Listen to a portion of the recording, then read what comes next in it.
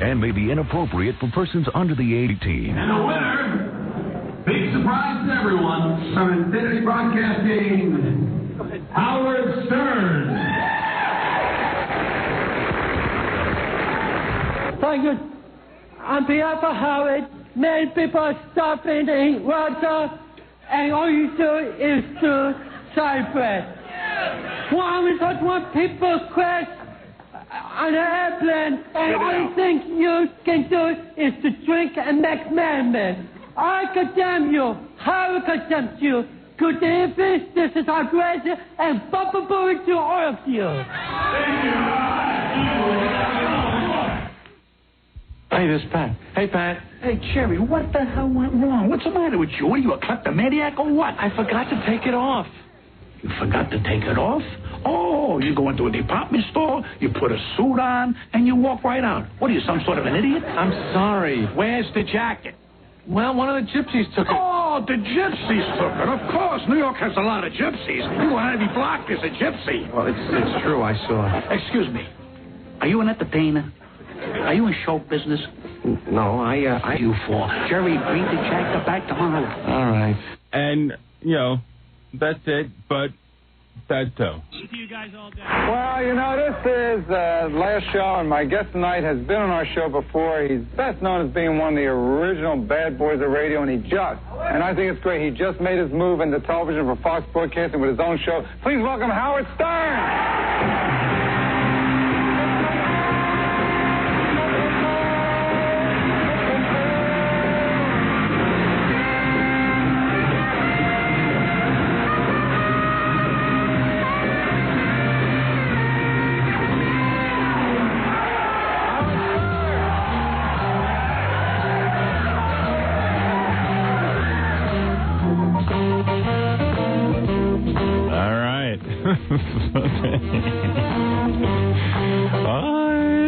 I got a problem. Oh. We were in here betting that you'd show up red as a lobster. Wasn't that sun? What? Wasn't that sun? Yesterday was sunny. It was like 80 degrees yesterday. I was barbecuing and drinking. In fact, at one point it hit 80, as far as I know. The Bayville, the sun didn't really come out till like 4:30. Really?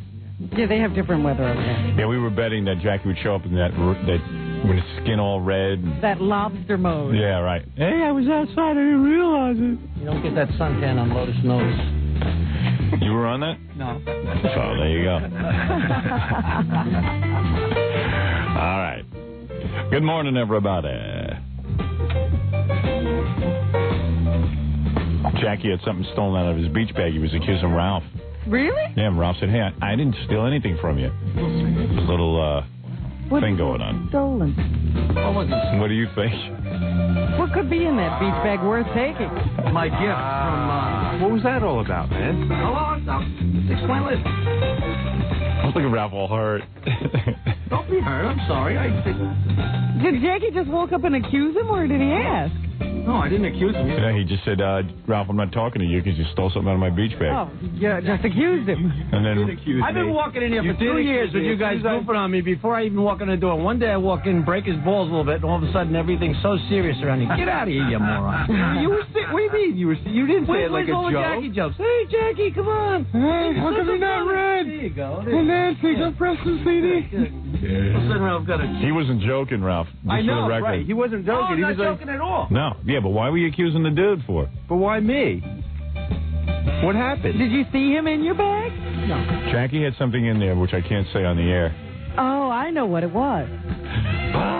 Ralph hasn't spoken to me in a year. Right. And all of a sudden, after the show, it's like, hey, dude, are we going to roll it up, pal? I'm like, yeah, he's like, yeah, dude, who's this guy? Well. Who's this guy I used to know? Right. You know. Oh, what do you mean I haven't spoken? You're so angry. What do you mean I haven't spoken to you? I am angry. I had a rotten What do you mean I haven't spoken to you? What haven't I said? What do you mean I haven't spoken to you? I was talking to Howard. I'm talking to you. You're talking about me. I'm sitting here. You must be used to what that. are you, Robin? Ignoring me? Yeah, okay. Robin's not speaking to girl, I'm not speaking to you. Yeah. And you know what? It has nothing to do with Spreading. With what stuff? I finally decided, after you breaking my balls, every morning I walk in here for a year, I've had enough of you. I'm not speaking to you. All right. Fun. All right, get out of here. Fun Monday. All right, man. I bet you $100. Jackie doesn't want to play with You you. think it was Ralph? I bet it was too. Really? Probably was. So I opened up my paper, and it was gone. 1/3 of it was left. Oh, really? No kidding. Well, maybe it slipped out of the paper. At the bottom of your bag. Jackie took special care. Huh? Oh, did he? So he pinched a little, huh, Jack? So somebody did. That's terrible. And was the paper, like, opened up? Wait a second. So you think I'm sitting there, like, taking some out and putting it back? You would have taken the whole thing. Yeah. No, I thought maybe he. How much did he give you? A pound? When he said. No, he pinched a little. Oh, forget it. This is so crazy. All right, I don't care about it. And, like, how would you notice? What, did you weigh it before after he gave it? All right, thank you. All right, listen, I don't even care about you guys. You're guilty, Ralph. Could care less. Yeah, that's an awful lot of questions. Either you took it or you didn't. Right. No wonder how Jackie knows how much is gone. Right. I think Jackie didn't get as much as he thought he did. Yeah. All right. Who knows? I looked at it. If you had shown it to me, but you probably got rid of the evidence It's by gone. now. I could tell you whether it was pinched or not. You know what? I'm tired of all this. Let's take a break. We'll come back. I'm going to start the show. We got a ton of things to get to. I'll tell you all about it as soon as we get back. More to come when the Howard Stern Show returns in a moment. It's everybody's nightmare. Pat Buchanan's college roommate, Kurt Balltime Jr. Well, I can take care of you a little bit later on. After that appointment I have with Gary Coleman this morning, I'm fitting him for a new liver. No, that's fine. Thanks anyway. You're going to fit Gary Coleman for a new liver? It's from a German Shepherd dog. Oh, The good news, it will allow him to grow to a normal size. The bad news is he runs up to you, sniffs your tuchus, and then wraps his legs around the legs of a white woman and humps like a schnauzer. Wait a minute, It makes him crazy. I think what Robin's going to say is his kidneys. Kidney is the problem. His kidneys, too? My God! I've been lied to by the Jew press and the homosexuals and the Negroes and the Puerto Ricans. I lied! Lies don't lie! This tender moment is brought to you by the Howard Stern Show. All right, yo-e-yo-b-o-o-o-o-o.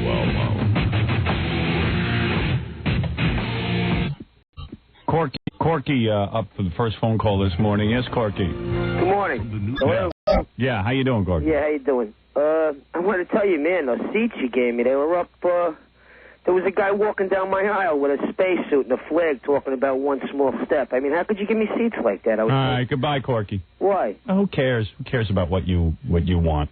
Yeah, but what's Who up gave with... you anything before? No one's giving you anything anyway.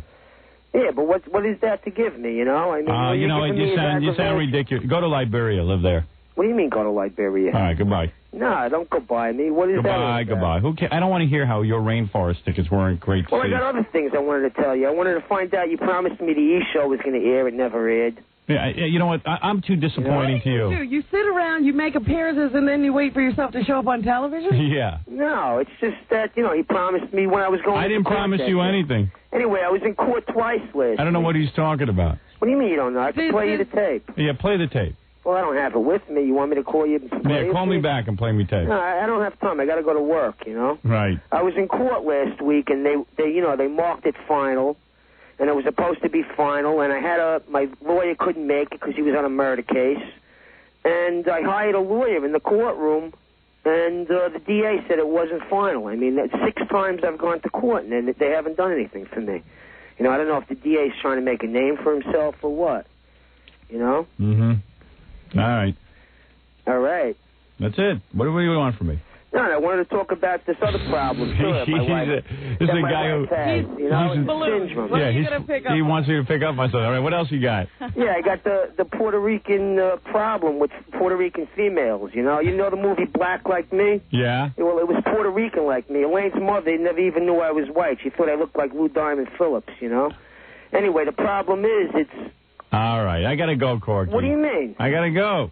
I got to finish telling you this. You know? I'm done with you. This is your new girlfriend. I know. You got to listen. Now he's going after me. I got to get an order of protection from Corky. You don't need an order of protection. It's just, you know, your attitude changed. Last week you told me you read something about me hollering at my kid or something. You know, what was that all about? You know? Anyway, I want to tell you about this problem. You know what it was? It's too early. It's too early in the morning for me to hear you whining about your situation when your situation could be over with in 2 seconds. Well, how could it be over in 2 seconds? You don't have to. You just forget about your wife, your ex-wife, and then don't go to any more Rainforest concerts, and you'll be fine. That's it, huh? Yeah. Yeah, don't accept anything for free. I realize your situation in life could be very simple. Yeah. Which is get a new girlfriend, get on with your life. Leave her, and that's it. Yeah, but she keeps throwing me in jail, and I'm going to court now. Yeah, because you're involved in her life. Yeah. Stay away from her. I'm trying to be involved in my daughter's life. I haven't spoken to her in 7 weeks. Here we go with the daughter. Nah, it's not. Forget your daughter. Come on, it's not right, you know? Yeah. All right, I got to go, man. Yeah, that's pretty messed up that you got to go. Where you got to go? No, I really got to go do this show. I'm not blowing you off. It's just that, there's nothing new to update here. Yeah, this is not entertaining. There's the rainforest. It's the problem that my wife suffered from me. All right, I got to go, my man. mother kept telling her she had a big vagina. You know? Oh, jeez. What is he talking about? Corky's he's carrying on this morning. He has nothing to say. No. There's nothing going on. I told him, wait till you have something to say. Wait till you have something to say. He's funny, but you got to wait till he has something going on. What? He's not sure when he's funny. Right, that's the problem. Every time he starts trying to be because he's like, hey, how come you blew me off the other days I was doing this whole rap and you guys... But, I mean, I've heard it already. I'm waiting for some resolution. The Puerto Rican problem. Yeah. All right. Hey, everybody. There's some guy across the street just got a tattoo of me, this guy, Joe. Yo. You put a tattoo of me on you? Yeah. Where are you? I'm right across the street. And you tattooed me on your body? Yeah, on my arm. On your arm? It's done by one of the top portrait artists in the world. Where'd you get the picture? From his book, Private Parts. All right. Which picture? The one where you're standing, like inside the cover, where you're standing up. With my shirt off? Yeah. You got that on your arm? Yeah. All right, come over here. I got to see that. Huh? Come on over. I got to see that. All right. All right. Bye. Bye. It's become a new thing to get you tattooed on... I was watching the Red Hot Chili Peppers on MTV, and that guy Anthony Kiedis has an Indian guy's head on his shoulder. Yeah. And I don't know, man, I'll never get over the fact guys who get tattoos of people on their shoulder, it looks like a head competing with your own head. It just doesn't make it for me. You got to get tired of that at some point. Or you got two faces. What face do I look at? Yeah. The one on your shoulder or the one on your head? And for the life of me, I can't imagine somebody tattooing me on their shoulder. I can see kind of like an old Indian, like a cigar store Indian, which is what Anthony Kiedis has. At least you don't know who that is. I won't even, like art of people with, like paintings of people. I don't even like that. Yeah, me neither. I'm sure. Hang other people in my house. I'm sure that at some point you'd wake up and you go, "Oh my God, I don't want that person here. What anymore. am I doing?" Oh. Hey, you're on the air. Hello? Yeah. Yeah. Who's this? It's Howard. You're on the air. Howard, hi, it's Bill. I ran into Robin Clifford Saturday evening about 10:30, 11 p.m. I work at a manager restaurant in Midtown Manhattan. Oh, yeah? Yeah. And Robin just came out of the theater. Is that right, Robin? You went to the theater? Yes. What did you see Saturday night? What did I see Saturday night? Molly Sweeney. Molly Sweeney. She had the playbills in her hand. She was there with some lady friends, and I love your show. I love all the people there. So I stick my head just outside the door, and I say, "Ms. Quivers, I am the biggest fan in the world." And without even slowing down, she rolled her eyes back, and all she said was, "Thank you," and just kept going. What's wrong with that? No, you know how Jackie always tells Robin, "Robin, get off your high horse." It was just, you had to be there. Well, you thought she was so arrogant. No, she could have said, "Well, thank you. Do you listen to the show?" Me. Huh? You scared me. Oh, my me. God. I was in a suit and tie. No. You burst out of the, we were looking for the entrance to a building. Yeah. Right. And it was a dark street. Yeah. No, it was 49th Street. It was dark. And Oh, my God. Who was out on the street but me and my two friends? Uh-huh. And all of a sudden this guy pops out and goes, And first, I didn't even know what you said. That's what when Ms. I Quivers. figured out what you said, I turned around and said thank you. Oh, my God. Arrogance to the hilt. Well, fine. Arrogance Don't talk to the hilt. to me anymore. Oh, believe me, I never will. Get off your high horse. Thank you. Was she actually on a high horse? Oh, get off of the high horse. Really? I swear. You know how Jackie always puts her down? And I was just like, wow, he's really rude to her. That's not nice. But now I see why. All right. I love the show. All right, thank you. Take care. I'll say thank you. Bye-bye. But I'll say thank you. Thank What you. was I supposed to do? I don't know. Do you listen to the show much? How are you a big fan? Blah, blah, Oh, a blah. whole conversation. I should have stopped and talked to you. I You don't need a to. personal appearance. Ms. Quivers, I wish you the best of luck. I hear you. Bye-bye. Bye-bye. All right, the guy has a beef with you. I didn't know I was supposed to join him. Realize when you're out on the street, you're our ambassador. I am? Then you're in trouble. Thinking about when Jackie's on the street and he's our ambassador. That's even more dangerous. Oh, please. Oh, come on. As bad as that? Well, that doesn't sound so bad, thank you. Doesn't sound bad at all. I know. It just sounds kind of polite. Thank you. I would say the same thing. I got no beef with that. I thought he was going to have a great story. If a guy came up to me and said, I'm a big fan of the show, I'd say thank you. That's very But nice. he didn't even come up. It was sort of like we were passing the door he popped out of. Right. And he pops out and he's screaming, and I'm, shaking Startled, for a second. Yeah. And then I realized so I walk forward. I'm walking fast when I think something's going to happen. That's being street savvy. And then when I realized what he was saying, I turned around and said thank you, but I wasn't going to stop and have a conversation. No. I know people that you've known for 20 years you won't stop and have a conversation. That's true, too. A lot of people don't know this about Robin. She's very timid. Very timid. Really. What? Timid? Timid. You can't stop and say...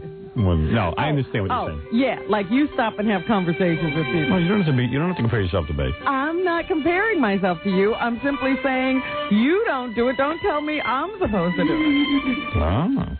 I think I just offended you. But now you're making fun of me. Like I can understand it. You're very timid. Very shy girl. Run away. Hi, you're on the air. Hi, Howard. Hey, man. Oh. Yes. Hello? Yes, sir. This is Fred? Oh, yeah. Yeah, okay. Yeah. What can we do for you, Fred? You had those stories last Friday about masturbation. Yeah, we had one. Yeah, very young. As drunk as I've ever been, I've never had that desire to do it in front of other guys. Yeah. Well. And they did that, and the cops caught him. And then there was another guy got caught by his mother. He was in his car, and his mom went in to go shopping at some store, and he saw some pretty girls walk by, and he put his raincoat over his lap, and then his mom came back and surprised him. I really don't know how I feel about that story. I really think something's wrong with that guy. Yeah, I'm with you. He could be Oedipus. Well, Howard. Yeah. I was 17. I wasn't drunk. Right. But you know how when you're 17, you kind of walk around with a... Yeah, you're always excited. Totally, all the time. Go ahead. I was working in this ladies' department store. Oh, boy. And delivering clothes up and down. Oh, no. Right, and the girls are really hot, right? Well, not the sales ladies, but a lot of the women that came in. It was just all women in the store. Right. So, like, all day I'm walking around like this, 17 and aroused. Going crazy, yeah. Right. How do you hide it? You can't. No, you don't, yeah. You know what? I used to get that way when I'd hang around a bunch of girls for a while. Yeah. And I would get very irritated, very irritable. And there's only one way to get the edge off. Exactly. How's that? You got to relieve yourself. Exactly. Where do you go? Well, I don't know what in this guy's case. Well, I used to go into the bathroom, lock the door. Yeah, well, I was lucky. I had one of those manually operated elevators. You can stop in between floors. Yeah, they don't have those anymore. Yeah, I know. It's a shame. Yeah, the elevator's automatic. Yeah, you can't stop. Can't stop. You can press the button and the cops are on. But I stopped in between floors on my way up to the third floor. I was carrying a couple of boxes of ladies' lingerie, which added to the problem, Right. Yeah, all that lingerie. You're just all worked up. So anyway, in the middle of the floors, I did my business there, and right. Took care of what you had to take care of to relax you for the rest of the day. Yeah. Right. So you can really get your mind on your work. Was it really a problem getting around at work? I know what it means. You're off kilter. You can't pay attention. You're out of sorts. All right. Yeah, and you're grumpy. I know. I've been the victim of this many times. Yeah. So what happens when you're 17 is you're really there's a large quantity of. Let's say that you have a tremendous buildup inside of your young body. Is that true too? I don't know. Yeah. Yeah, I guess. Yeah. So I finished up. Right. I finished up my business, and I went and I delivered the boxes, and I put them down at the hand truck. I started wheeling the hand truck away, and I heard the sales lady go, "Oh my God, what's this?" Oh, I see. So the boxes were infected. Yeah, sort of. Right. And did they figure out what it was? Well, she was about in her 50s, and she was married, so I guess she knew what it looked like, So I got fired, Did you really? Yeah. I guess they did find out what it was. I mean, they knew what you'd been. Couldn't you lie and say, "Oh man, I don't know what that is"? I would have said it was rat vomit. I said, "Oh, there must be those damn rats are vomiting in the box." I was so scared. I just, I probably just confessed. You confessed? I got found out. So what did you say when she said, "What is it?" You just stood there? No, I knew it was a rhetorical question. Like she knew what it was, and I knew what it was. I see. So I kind of walked away with my tail between my legs, literally. All right, dude. Thanks. Yeah. Pretty good story. Cool. Thanks. Wonder what he's doing now. Probably president. That's President Bill Clinton. He's a chef. Hey, what do you do now for a living? I can tell by how relaxed you are now. You probably just finished. Are you married now and stuff? Oh yeah. Yeah. And what do you do for a living? What kind of work? You really think I'm going to tell you now? No, I mean I don't. You don't have to give us your address. Yeah, I mean just tell me what type of work you do. Computers. Oh, okay. All right. Thanks, Howard. All right, dude. Bye. Computers. A lot of guys who were fired for masturbating on the job are in computers now. Is that right? Yeah. It's good work for them. They're not around a lot of women. Or lingerie. Yeah.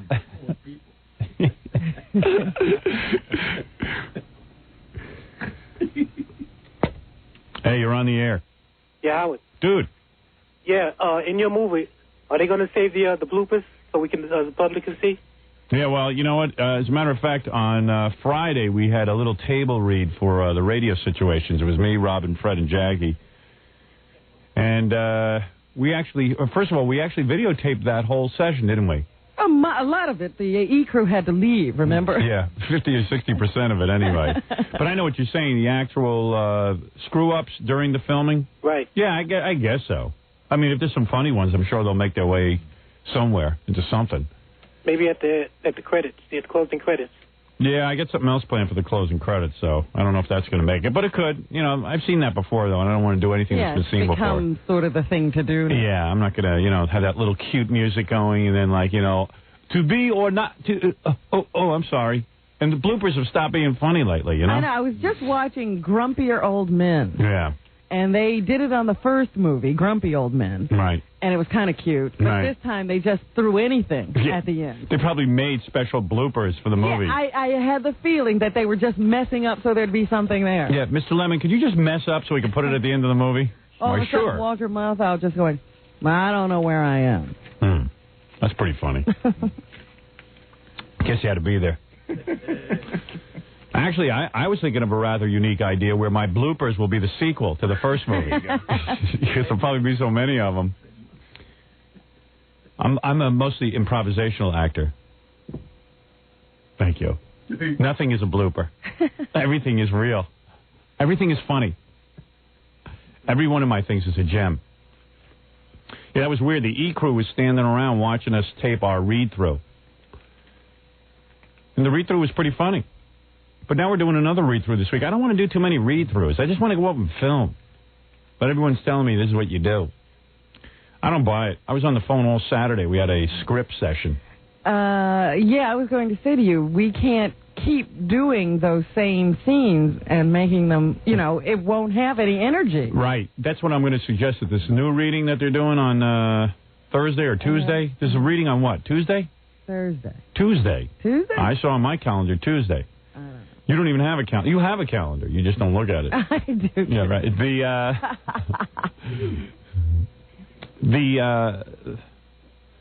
I'm going to say to him, I don't want to sit here and read these radio bits with people. I'm just not going to do that. And I've already done all the scenes with my Allison a couple of times, so it's like enough. But there, you know, like there was one day we were just fooling around, and there were some great lines being tossed around. Yeah, right. That was it.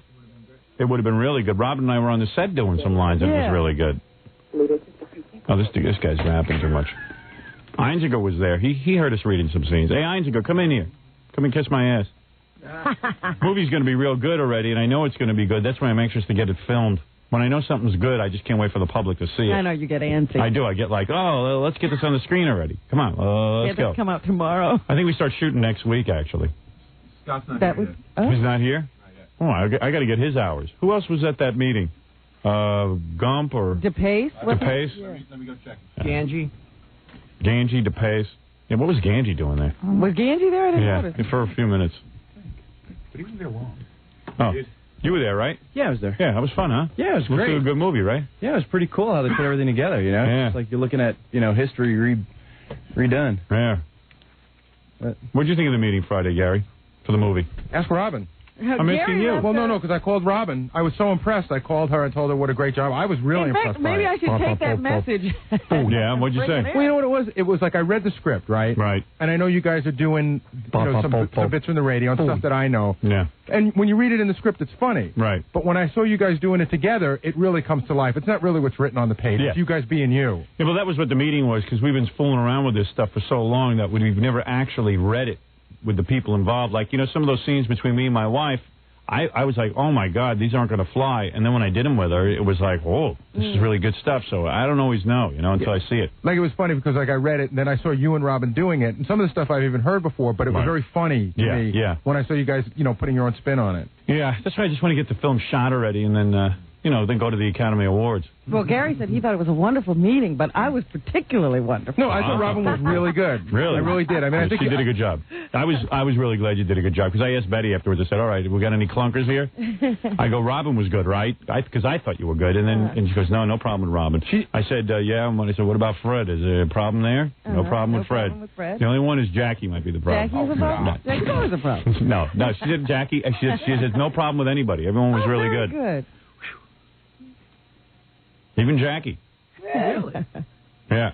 That was really impressive. That's the first time I'd been there. It was like frightening. Yeah, it's wild how they put together this movie. And you know what's even more the whole wild? life is on the walls. It's so wild. Yeah, they got a great way of organizing the whole thing. It's just remarkable. And then when you go over to the studio where we're shooting some of the interiors, some of the stuff will be done on location. But even those little mock-ups they had of the different radio stations, that was incredible. Yeah. Really cool. I mean, I was really high Friday after we did the read-through, and then all the stuff's been going good. I wonder if I should announce the woman who's playing my wife. I don't know how to do that. What's the big deal? I should just say her name. I guess. I don't know. Did somebody tell you not to? No, but I don't know. I don't know. Maybe they just don't want to. I don't know what you have planned. I don't have anything planned. No, I meant... I don't know if they plan to use that as some, advanced publicity. I don't know. Yeah, all right, I'll find out. I won't say anything. Get out anyway, Howard? Shouldn't you announce it? Yeah, because, Terry Hatcher, who plays Superwoman or whatever, Lois Lane, said she knows her, and she knows she got the part, and she says she's a really good actress and everything. Yeah, but she probably knows because she's a friend, and maybe they talked about it. Yeah. They probably talk about what a stud I am and how lucky this woman is to play alongside me as my wife. Oh, you got that part? You're going to get to kiss him?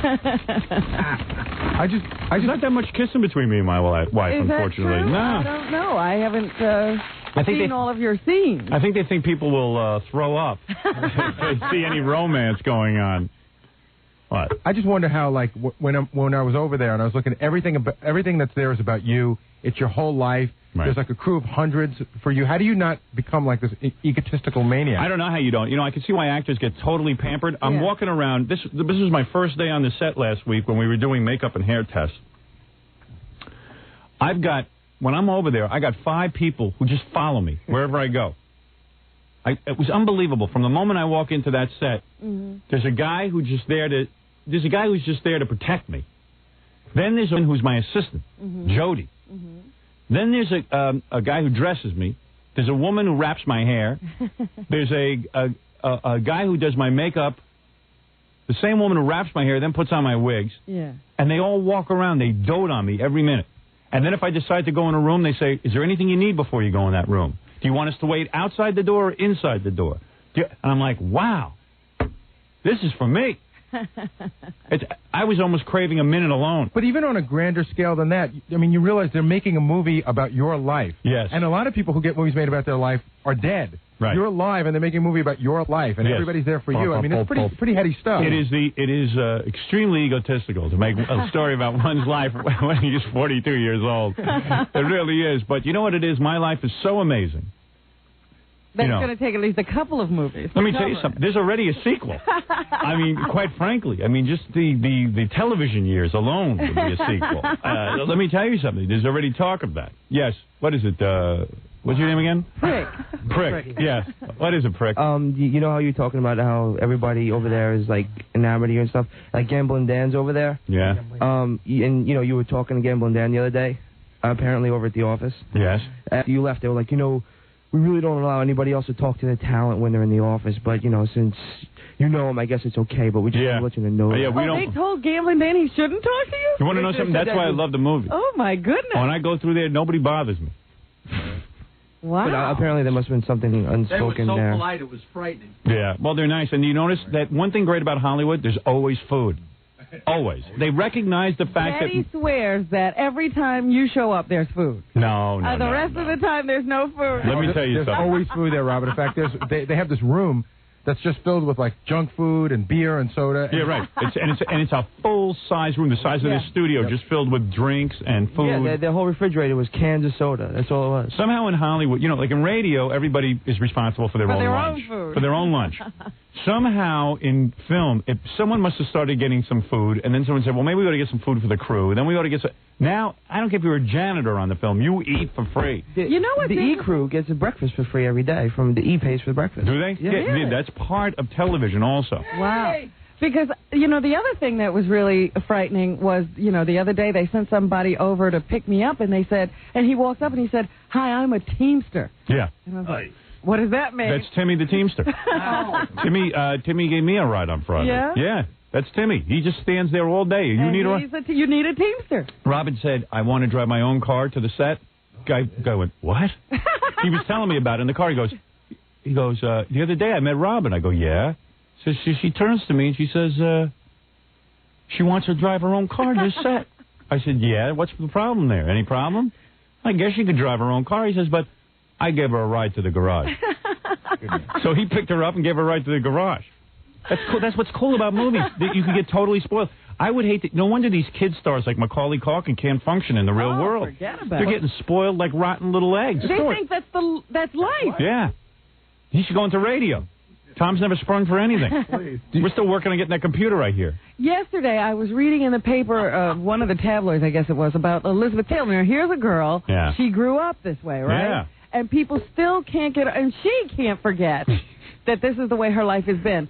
So when she was doing this tour for her new perfume, they had to get her a private jet. Yeah. They had to have a suite of rooms for her. She came with 8 pieces of luggage. She's probably here for 2 days. Do you know how many... She immediately called upstairs and said, I need 5 women to come here and unpack my suitcases. You know what's amazing about that story? What? Imagine how many little bottles of that crap they got to sell to pay for all that. Right. I'm like, this perfume must be something, some kind of business. Man. Private jet and 5 people to unpack her? She had 3 butlers. Wow. There were rules about when her room could be cleaned. They had to have the same cleaning people every day. A security guard had to stand there while the room was being cleaned. Wow. I got to get into that. You know, it's funny because I have a good friend who worked... I got to become a head case. Just once in my life. I have a good friend who worked with Liza Minnelli, and I said, what's she like? And they go... She's really nice once you get past the fact that she's been in limo since she was born and everything's been done for her. Right. Once you can deal with that, she's really nice because she's another one who just expects everything to be totally done gets for her ass kissed. Right. Yeah. It's amazing. Do you want to... Slumming is driving her own, Rolls Royce. While you're talking about the movie and stuff, I don't know if you want to talk about this because it's a little uncomfortable, but I know that Gorilla has been telling some people how disappointed he is that he's not your personal assistant. Oh, really? And I think the line was... For 3 years, it was hung out in front of me like a piece of meat, and then it was just snatched away. Oh, you're kidding. Gorilla, come in here, you putz. You know what? I'm getting resentful of this kid. My personal assistant. He's never been anybody's personal assistant. What, are you going around complaining? I'm not complaining at all. First of all, how could you be an intern here and be my personal assistant? They need you there 24 hours a day. I've been your personal assistant kind of for the past... No. Listen carefully. Dude, I am totally happy. I get you a job. I don't know what they pay him. It's got to be $400 or $500 a week. Being a PA, which is 10 times better than being my personal assistant. You actually get to be on the set. You actually get to work on the movie. And he might even be able to get a job as a PA afterward. Yeah. I'm not complaining. A couple of people told me that you were bummed that you didn't I was bummed. Did you say first I was bummed because I didn't know what was going on at first. And then when I got there, they said, okay, we're going to get something for you there. So here's... But then it was handed to me where it was just like... First of all, you would never be my personal assistant. That's number one. Number one, you're not going to be my personal assistant. You've never done it before. You've never even been on a movie set. Why would I have you... I've taken care of you for 4 years. Excuse me. You haven't taken care of me for 4 years. You haven't. Howard, you ran out and got food for me. And I found out that's exactly what your personal assistant is doing. No, she's doing more than that. Do you have that know what she did the first day? You want to see what she did for me? Would you have known to put together a script book? Would you have known to put together a whole scheduling book and script book?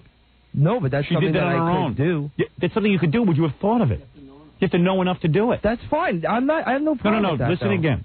It's something. I understand. It's one thing for me to have to say, hey, Gorilla, go make a baked potato. It's another for me to say, where are my sides? Where's my lines? You know what I'm saying? What am I supposed to be doing here? That's and you what go, I wanted to learn. I don't know. You want to to learn while I'm learning. But we need somebody who knows that already. I understand that. Listen carefully again. I'm not. Look. You don't Listen have to me. Look at me. Do I know something?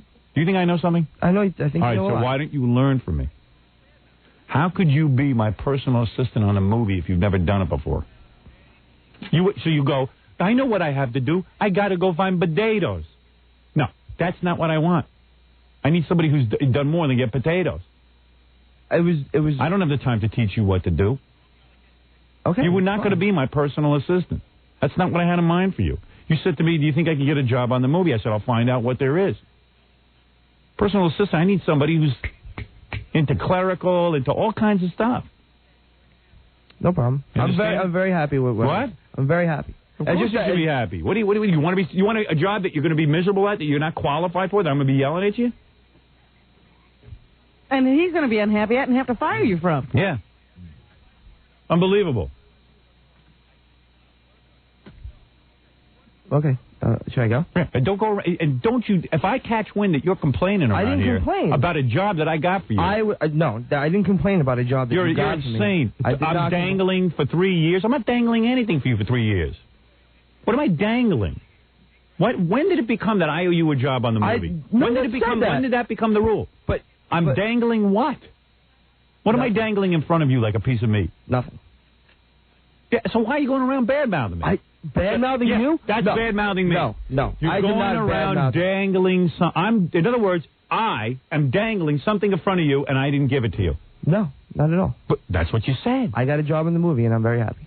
That's what you're supposed to say. But that's not what you've been saying. That is absolutely you're supposed to walk around like this and say, I'm the luckiest boy in the world. I'm qualified to do nothing, and I'm working on a major movie. That's exactly what I say. No, that's not what you say. It was dangled in front of me like a piece of meat. No, everybody comes up to me, and because you've been saying it for the past year and a half, that I'm going to be, What did I say? What did I say? You want quotes? Do you want to be my assistant on the movie? I said, do I want to be your assistant on the movie? That's what I asked you? Yeah. To be the assistant on the movie? Every time I screwed up... You came to me and said you want to work on the movie. Every time I've screwed up lunch... I said, do you want to work on the movie? No. You said, do you want to be... How could you be my assistant on the movie? You can't even get me... That's exactly what I said. How can you be my assistant on a movie? You can't. Obviously, but that's the kind. So I got you a role on the movie for entry level. Get out of here, in grade. Goodbye. Okay. Go around bad-mouthing me some more. Okay. You can't do enough of these punks. You see why I don't talk to you? I can see why. Don't talk to me either. A nut. You can see why he's obnoxious. He's an in-grade. Corky, too. I call him. Corky Jr. Another in-grade. Walking around, I didn't get to be the assistant. How could he be qualified to be an assistant? He thinks, he hears assistant. Oh, that sounds easy. Oh, I could have done... I said, hey, could you put together a scheduling book for me? Oh, I could do that if you tell me how. Or if you tell me where to go, tell me what to do. Yeah, so I'll sit there and tell him what to do. That'll be another thing for me to do on the movie. I'll put it together. Howard, if you had told me, I would have done it. I didn't know. Yeah, well, neither did I, genius. I got this girl. She comes up. She goes, I did something on my own I wanted you to have. It's a whole book. It's the daily script changes. It's the calendar to keep the schedule straight. And it's a bunch of different items in this book. Ungrateful bastard. You're on the air. Hey, Gorilla is one ungrateful bastard. Of course. I have to say that. Let me tell you something. I've been trying to do anything involved with any movie, anywhere, for the past 2 years. You know how hard it is to get a job doing that? You can't even get in, I'll tell you what. You can. It's a closed environment everywhere you go. I know someone who wants to do some makeup work on the movie. You think you can walk just in because you did some makeup? They said you can't even get them in the union. Exactly. I can't get in SAG. I can't get in anything. I can't do anything on a movie. All you can do is be an extra when they have an open call, and that's nothing. And these guys think that I'm going to put together a movie, an amateur movie, where I'm going to sit there and hire a team of amateurs. Oh, man, this guy's unbelievable. Right. First of all, to work on the show and then get offered a job and then complain about the job he got offered. Yeah, like he's going to be the assistant. You don't even know what an assistant does. No, he's lucky to have anything. Of course. Thank you. Thank you. Thank you very much. I wish you were my assistant. I would be. Thank you. I would be. Thank and you. I'd be grateful. All right. See you. Bye-bye. Well, now Gorilla has taken care of you for 4 years, and you don't appreciate it. Yeah, I don't appreciate it. I don't understand how I get involved in these guys' How lives. did he take care of you? He went and got a potato because he's too stupid to do anything else. Lunch? You're pretty easy to take care of. Yeah, I tell him to get a lunch. That only took me 2 years to train him to do. I don't know when to get it. I gave you the best potato cooking years of my life. He thinks that the job on the movie for $400 a week is sitting and getting me a potato. I am intimately aware of your food needs. Yeah. I could get you broccoli, too.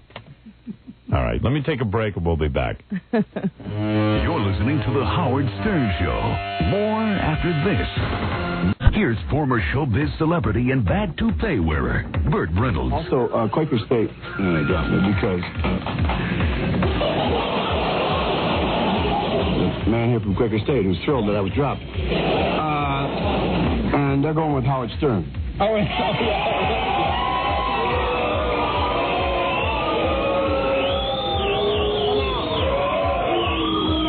Just going to squeeze the oil out of his hair for the car. Thanks, Bert, from your friends at the Howard Stern Show. Thank you, Bert. Bert. Oh, there's so much going on. I got to tell you,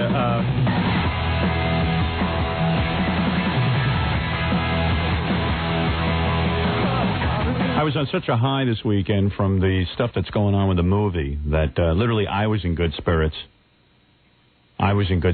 But all of my good spirits were taken away on Sunday as I went up to Connecticut on Sunday. Mm-hmm. I got to tell you, my fellow New Yorkers,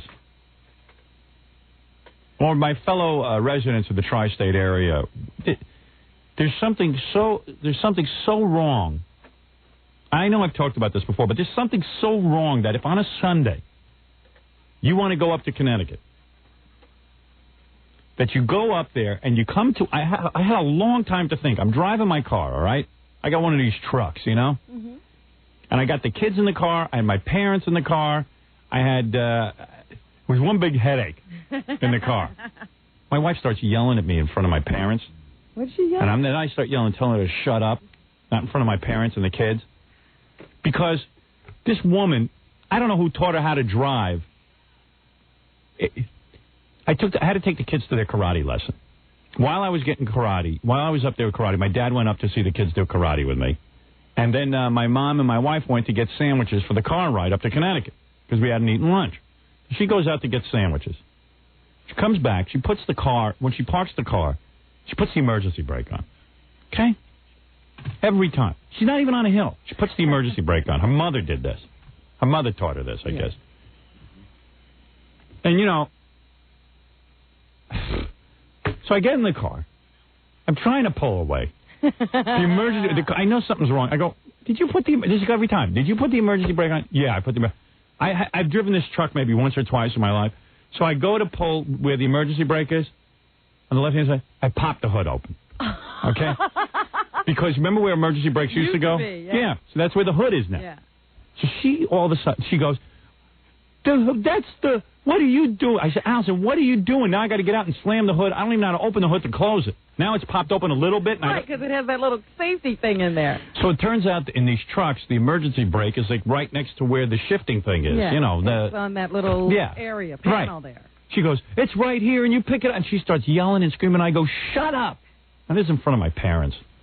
You know what I mean? You haven't even started the trip yet, obviously. Yeah, and we're yelling and screaming. I know my parents hate that. Because my aunt, when she was alive, she used to fight all the time with her husband, and they'd go crazy. And they used to say, how can they be married? All they do is fight all the time. And all my wife and I do is fight all the time, but that's the way we get along. Yeah, I mean, I've had my aunt's marriage. I know my parents were thinking that. I know it. I know my mother and father are going, up, just like Shirley and Jack, fighting all the time. Yelling and screaming and carrying on at each other. So now we're fighting, and the kids are hearing the language and the whole thing. But the language gets salty? No, it didn't get salty, but just it's hostile. All right. It's two people who clearly should have left each other 10 years ago. That kind of language. Stop it. Yeah. Oh, I mean, it was so annoying. So annoying. You two have no ability to say, all right, Mom and Dad are in the back. Let's me say, honey, the parking brake is over here. Yeah, right. Very nicely and sweetly. Yeah. You guys lose your party manners immediately. Yeah. So what happened going up to Connecticut that you want to address all tri-staters? So we were going up there to look at a house, you know. We were thinking of maybe, like, moving. Uh-huh. You know, I have this bug to move. As soon as I fix up my house, I have a bug to move. Right, it's done. Let's go. Let's go. So I'm always, because you know what it is? In my whole career in radio, I used to move every year. All this sitting around makes me nuts. I like to move. I love moving. I love moving. It's gotten into your blood. Yeah, I can't stand all this stability. Makes me cuckoo. Every year, every 9 months we used to move. It was great. You'll see in the movie. I can't wait for that friggin' movie to come out. How great is this movie going to be? This is what's going to kill Hollywood. We're going to have the biggest movie of all time.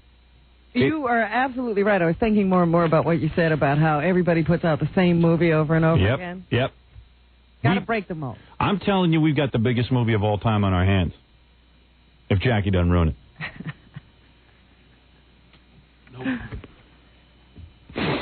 I'm sure Jackie's saving himself for the actual scenes. Yeah. You know, when the cameras roll. Yeah, I didn't see him putting too much energy into the read-through. I'll come alive when the camera's on. Jackie, read your line. Did you hear Jackie's read at the read-through? I was a little shocked. What were you going for there, Jackie? I have no idea what you're talking about. You played it very low-key. Yeah. Fred, didn't you think? I had 3 words. Yeah, I mean, I don't know. I mean, what was it that... Well, actually, Betty's relying on the fact that when we actually do these scenes and stuff, all those NBC years, that, you know, she'll be going to Jackie and Fred for reactions and all kinds of stuff. Right. And also, but Jackie has lines. Yeah. And then as we get to the point... got a big laugh. Go Did to it? the videotape. All right, I'll have to look. That one time. Yeah, I had one line, and I got a laugh. I'll get my laughs in. There was no Robin. Robin was very good. I'd love to know what Gary saw that I didn't see. You're so jealous. Oh, what kills you is she was really good. And then those little scenes we did after everyone left, I thought you were terrific. Why, thank you. Terrific. I thought you were excellent. Thank you. No problems. I see everything going smooth. Yeah, we were very good together, I thought. Everyone will be coming to that premiere waiting to see how Jackie does. We can slide by because they'll be looking at Jack. Right. Unless you sweat it, sweetheart. Anyway, where was I? So we're going up to Connecticut with the wife and the kids and the whole thing. My parents. And, you know, there's traffic on the roads, but all of a sudden you come up to tons of traffic. And what is it is this toll. I took the Whitestone Bridge. Uh-huh. You go to the Whitestone. Now, the Whitestone, man, that's not even that much travel, really. You know, everyone takes the Throgs Neck. Right, I was going to say, I always take the Throgs Neck. I go to the Whitestone Bridge, and it's all backed up. And the reason that it's all backed up is just this stupid toll. They got 20 lanes for you to go in for a toll, and these guys cannot take the money. Now, let me tell you where the problem exists. A mile before you get to the toll, they should say the right-hand side pick a side. The right-hand side, the last 5 or 6, are exact change. If you have exact change, I'm talking about if you have money for that bucket. Right, or a token. Go to the right-hand side. If you need if you have to pay or buy tokens or do anything, go to the left side. Because what happens is you get backed up in traffic. Now the guys who could go right through because they have a token or exact change are mixed in with the people who don't. And you can't blame the people. They have no idea what lane you're going to end up in. Well, you can't even tell which lanes are the exact change lanes and the full-service lanes. And I am telling you, there's not that many cars on the road to cause this kind of traffic. It's all the toll. This idea of taking tolls is antiquated. They're saying now they have technology where you could just drive through and they can... they could put that barcode on and you could just get charged. I mean, we are so ready for that, especially in New York where there's traffic anyway. I say, here's a guy's Sunday. It's a Sunday, for Christ's sake. And I'm sitting there for an hour and a half in traffic. And Baba Booey's telling me in Tom Chiusano in Connecticut how there's no traffic. Well, I got on that hutch and that Merritt. The hutch is 2 lanes. I don't know what they're talking about, Baba Booey. Plenty of traffic. You don't use the hutch? No. What do you use? 95. Oh, yeah? Yeah, it's got 4 lanes. It's, yeah, it's wide open. And the hutch is really bad when it rains, too, by the way. Oh, really? Yeah, it gets all flooded and stuff. Maybe I should have taken the Throg's Neck up to 95, but I don't know. But that's not the point. The tolls at the Throg's Neck are even bad. They're worse. The tolls are the same way everywhere. They stagger the things, and nobody knows where to go. The whole thing's antiquated. And for some reason, I can never figure out why. It's always worse on the weekends. It's like they put less guys on. I know. And you know what it is? These guys. You ever gone to Las Vegas or Atlantic City? Right. They change dealers every 15 minutes. Every 15 minutes they change dealers. Get tired. That's right, because they don't want them. They want them to keep things moving. I'm telling you, these guys taking tolls. And I don't say it's that easy, quite frankly. There's burnout. I mean, there's definite burnout. Change those friggin' guys every 15 minutes. I don't understand why I'm being inconvenienced. If you figure out the kind of money they're pulling down, $3.50 on each side, going both ways, $7 a day, and count the amount of cars, we should be the richest state in the nation. And our road should be beautiful. Unbelievably beautiful. I can't buy it. It drives me crazy. So then... I've been waiting in line now an hour for a toll. I finally get to the toll. The guy, this is on the way there. I'd never exact change. The guy holds up his hand like this. He's the toll booth guy. I'd never seen this before. He holds up his hand. He don't want me to go. So I didn't know what he was doing. I just rolled forward.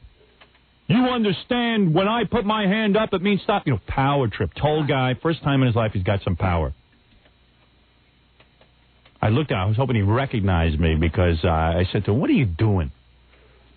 And he wouldn't even look at me. Why did he stop you?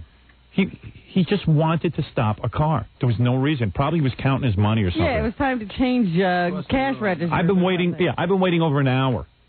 And this guy's putting his hand up, and I'm not bleary-eyed enough. I'm supposed to interpret what he's doing. I've never seen in the driving manual a guy put his hand up like that at a toll booth. I love while you're sitting there. They have that green thing and that red thing to tell you which toll lanes are open. Yeah. And all of a sudden, you're sitting in the line, your engine forward, and all of a sudden it turns red. Yeah. And then my wife starts making up stories. She says to my parents, a lot of times the toll taker will recognize Howard, and we just go through for free. I go, Allison, that has never happened once to us. She goes, oh, yes, it never has happened to me ever in my life. They can't do that because it's electronically monitored. Right, they got to make count for every car. Yeah. I said, Allison, what are you talking about? That's never happened. Why are you telling my parents that? Then she starts yelling at me. I'm yelling at her. My parents are like, oh, who cares? What's the big deal? I do have to say that there's a toll that I go through that's on 95. It's only $1 a day, which seems like a waste of time. Right. And it's always crowded.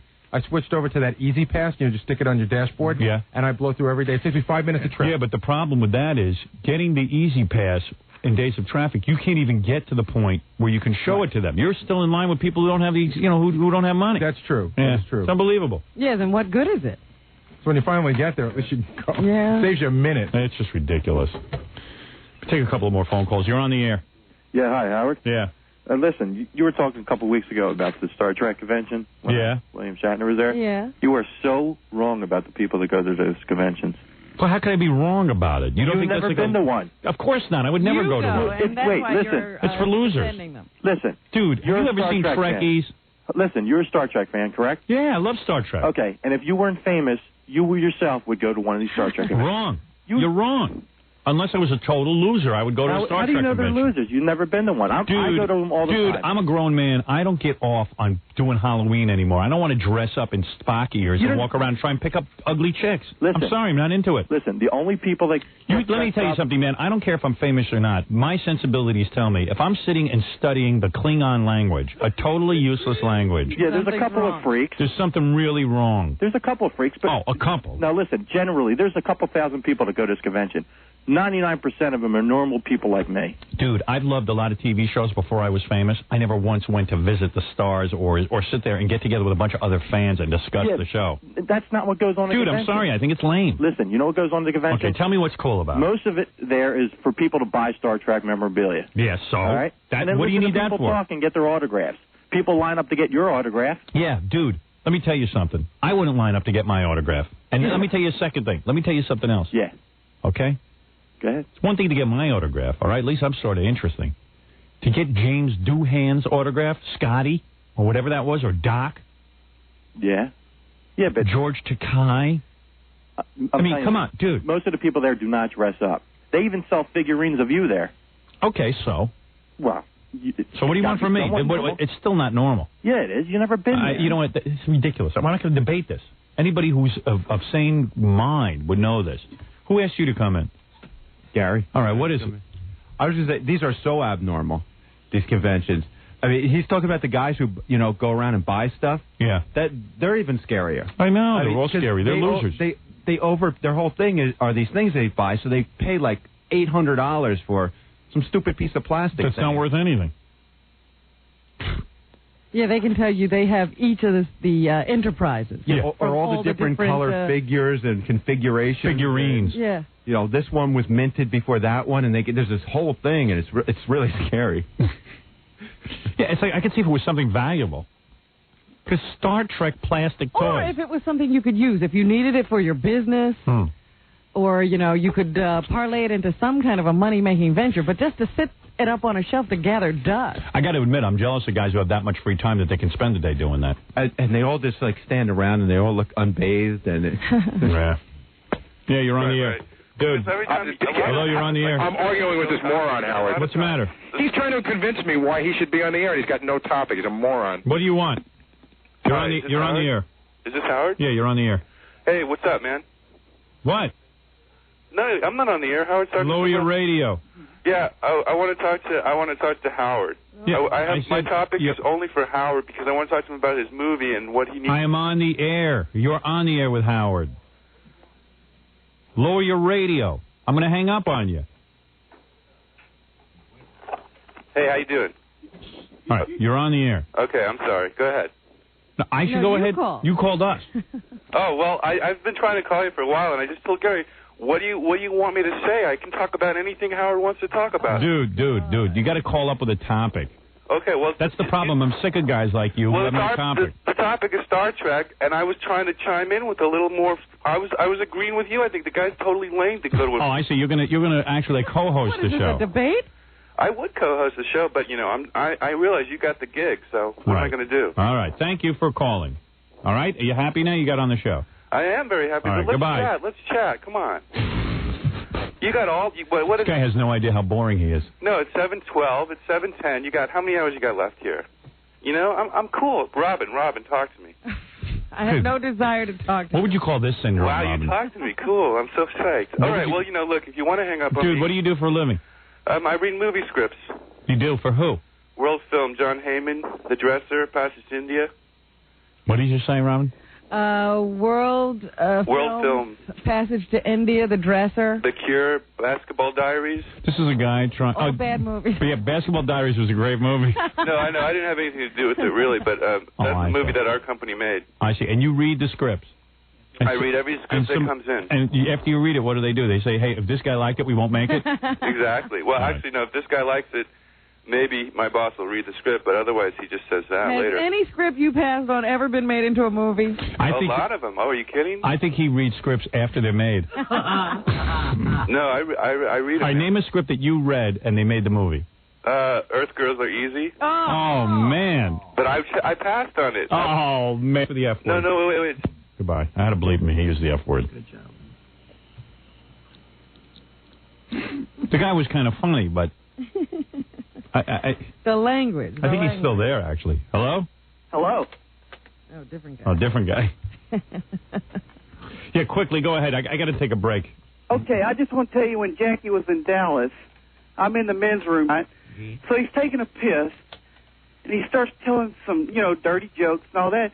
And then what's so funny, while he's still pissing, and video. So I thought that was pretty.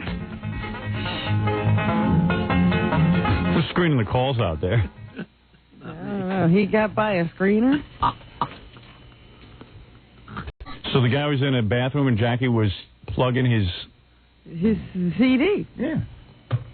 Now, this will surprise me. I don't think there's a person out there that's surprised by that. Right.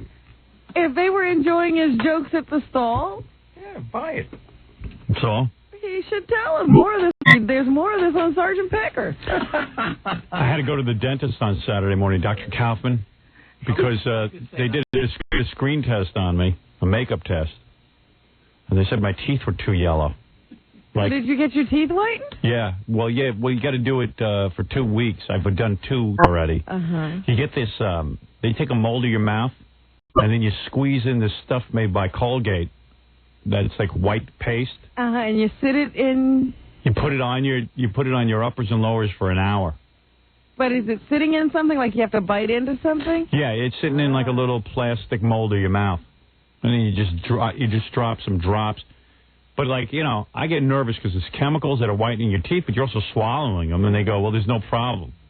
But who knows? I'll probably get throat cancer or something. There's never a problem until you get sick. Until you get sick. I know a lot of people who have done it, and they seem to be functioning. Yeah, but it's always 20 years. Yeah, right. Give it 20 years. Yeah, I had to have my teeth whiter.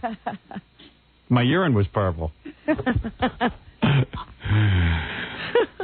So I figure they must have tested this on somebody. Do you do it every day? Yeah, for 2 weeks. But already my teeth are really white. Let me see. Compared to what they were. I don't know if you'd be able to see so far away. They look whiter. Yeah, can you see that? All of these? Yeah. You see what it is? I got 2 fake laminates on my front teeth that are really super white. Uh-huh. And the other ones, because as you get older, they get yellow. Yeah. Like kind of yellowish. They were looking real yellow next to the super white ones. So I guess that was showing up on camera. I don't know. Now, will the 2 laminates get whiter while they're sitting in the stuff, too? I don't know. They don't? It only works on regular teeth? I don't think they're doing it to bring the others up to the whiteness of the mouth. Yeah, but it's worked already. Look at that. Yeah, it does. I Can you mean, see it it? looks much more even. I look at teeth a lot. Here, what is it? You know what? The E-cameras could probably do a... Look. You can't see the lights in my eye. Can you see? What are you going to do about your bottoms? Did they say anything about that? About, you mean how crooked they are and stuff? My bottoms don't really show up on camera because my lips seem to cover those. So I got crooked teeth, but you know what it is? This is really weird. After they did the screen test and they, said you look too damn handsome. It's not funny. You got to look. Well, I told you. You thought I was teasing you. Yeah. You put on those short hair wigs. You look good. Yeah, they said, well, you look handsome. So I said, you're kidding. I said, is that a problem? They go, yeah. We don't want you looking good. Look funny. So we go, we got to ugly you up a little. So I said, okay. Then they turned to me in the next 5 minutes, and Betty says, she takes me aside, whispers, she goes, I think you're going to need to whiten your teeth. I said, I thought you wanted me to look ugly. She goes, not your teeth. Not your teeth. Not your teeth. That could be a distraction. I said, she wants you funny looking, but with white teeth? Well, yeah, funny looking with white teeth. So I go, okay. Listen, I just listen to what she says. And Saturday we had another script meeting because Ivan keeps changing the script. Yeah, that's what I hear. But I'm telling you, you look very, very handsome with short hair. Thank you, Robin. Evidently, I do. I was trying to tell you that. You thought I was joking. Well, I'm just really good looking. You are. Yeah. I told him, I said, it's time for you to cut your hair off and go short again. Yeah. Hey, how you doing? I'm all right. How are you doing, Howard? Pretty good. I went to get my teeth whitened on Long Island. I heard you talking about that. Did you do the hour session, or did you just well, I don't know why you got to give the dentist's name. Oh. I just bleeped you. Oh, all right. Well, he was terrible. It made me real sick. Well, I'm not going to listen to this. I mean, because the guy gave the guy's name. Yeah. I don't want to hear it. Yeah. I don't know if that guy's good or bad. I mean, he's probably a great dentist. I don't know if he did the right thing. Maybe he kept that bite thing in all day. Guys are real jerks. I can't put that kind of crap on the radio. Yeah, because they're not going to sue him. Yeah. I mean, it's like, what do you want from me? Guy goes, hey, I went to the dentist. Here's his name, and the guy sucked. You know, he said he had to do it for a month. I was thinking, what were his teeth, black? Yeah. Were they starting out from black? Well, I was really interested in that guy's story, too. But guys don't know how to tell stories. The art of storytelling is dead. You got to give me every detail of the story. Yeah, you gave the guy's full name and almost put an address in. Yeah, right, and then says the guy sucks. This guy's probably built up a tremendous practice. He's probably great. He's got a family to support. How do I know this guy's not a mental patient who called in? Well, that's what I'm saying. He could have read the directions wrong. Right. He could have done anything. And so anyway, I was whitening my teeth and stuff, and I'm going. Well, how long? When do you do this? Just before you go to bed or something? I can do it at any point in the day. Like today, I'll do it when I get home. And then you put this cream stuff, and then all of a sudden I had it in. I put gobs in because I really want my teeth white, and then I read the directions and it says, "Don't let it near your gum line." Oh. And I'm like, "Oh man, this stuff's all over my gums." And I'm wiping it and I'm spitting, and you know me, I'm so paranoid anyway.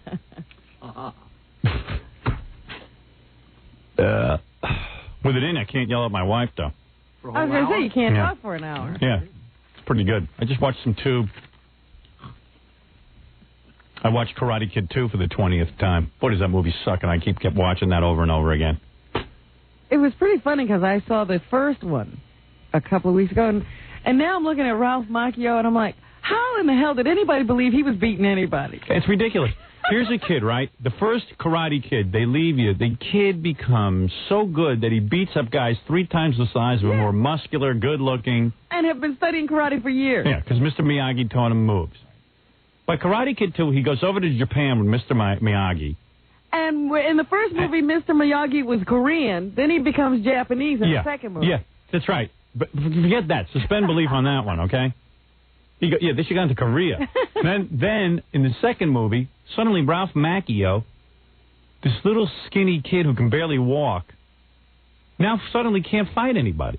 Girls are beating him up. You know what I mean? Totally ridiculous concept. And he's getting his ass kicked and his ass kicked. And at the end of the movie, he has a big fight.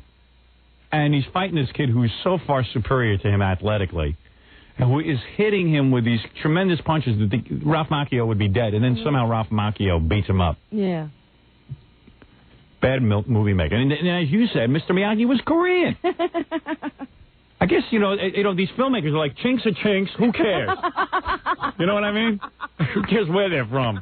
Get this guy in Japan. Doesn't matter. Yeah. Oh, absolutely. All right. All right, let's take a break. We'll come back and we'll continue this. I've got about 1 billion bits to go through with you. All right. Literally, we have a list. This is our list. I'm gonna share this with the audience. This is our list of bits. Do you see what's on here? Jeez. That's everything I have to get to today. You have to get to it today? That's right. The show will be on until 4 o'clock in the afternoon. What is you still have to meet the tattoo guy. Oh, yeah, some guy put a tattoo of me on his arm. Call that guy to come over. I'll do the tattoo guy next. Right after this. 5-4 Stern. What's this flying around? Well, what the hell are we supposed to do, you moron? War's over, man. Wormer dropped the big one. What? Over? Did you say over? Nothing is over until we decide it is. Was it over when the Germans bombed Pearl Harbor? Hell no! German? Forget it, he's rolling. It ain't over now. Because when the going gets tough,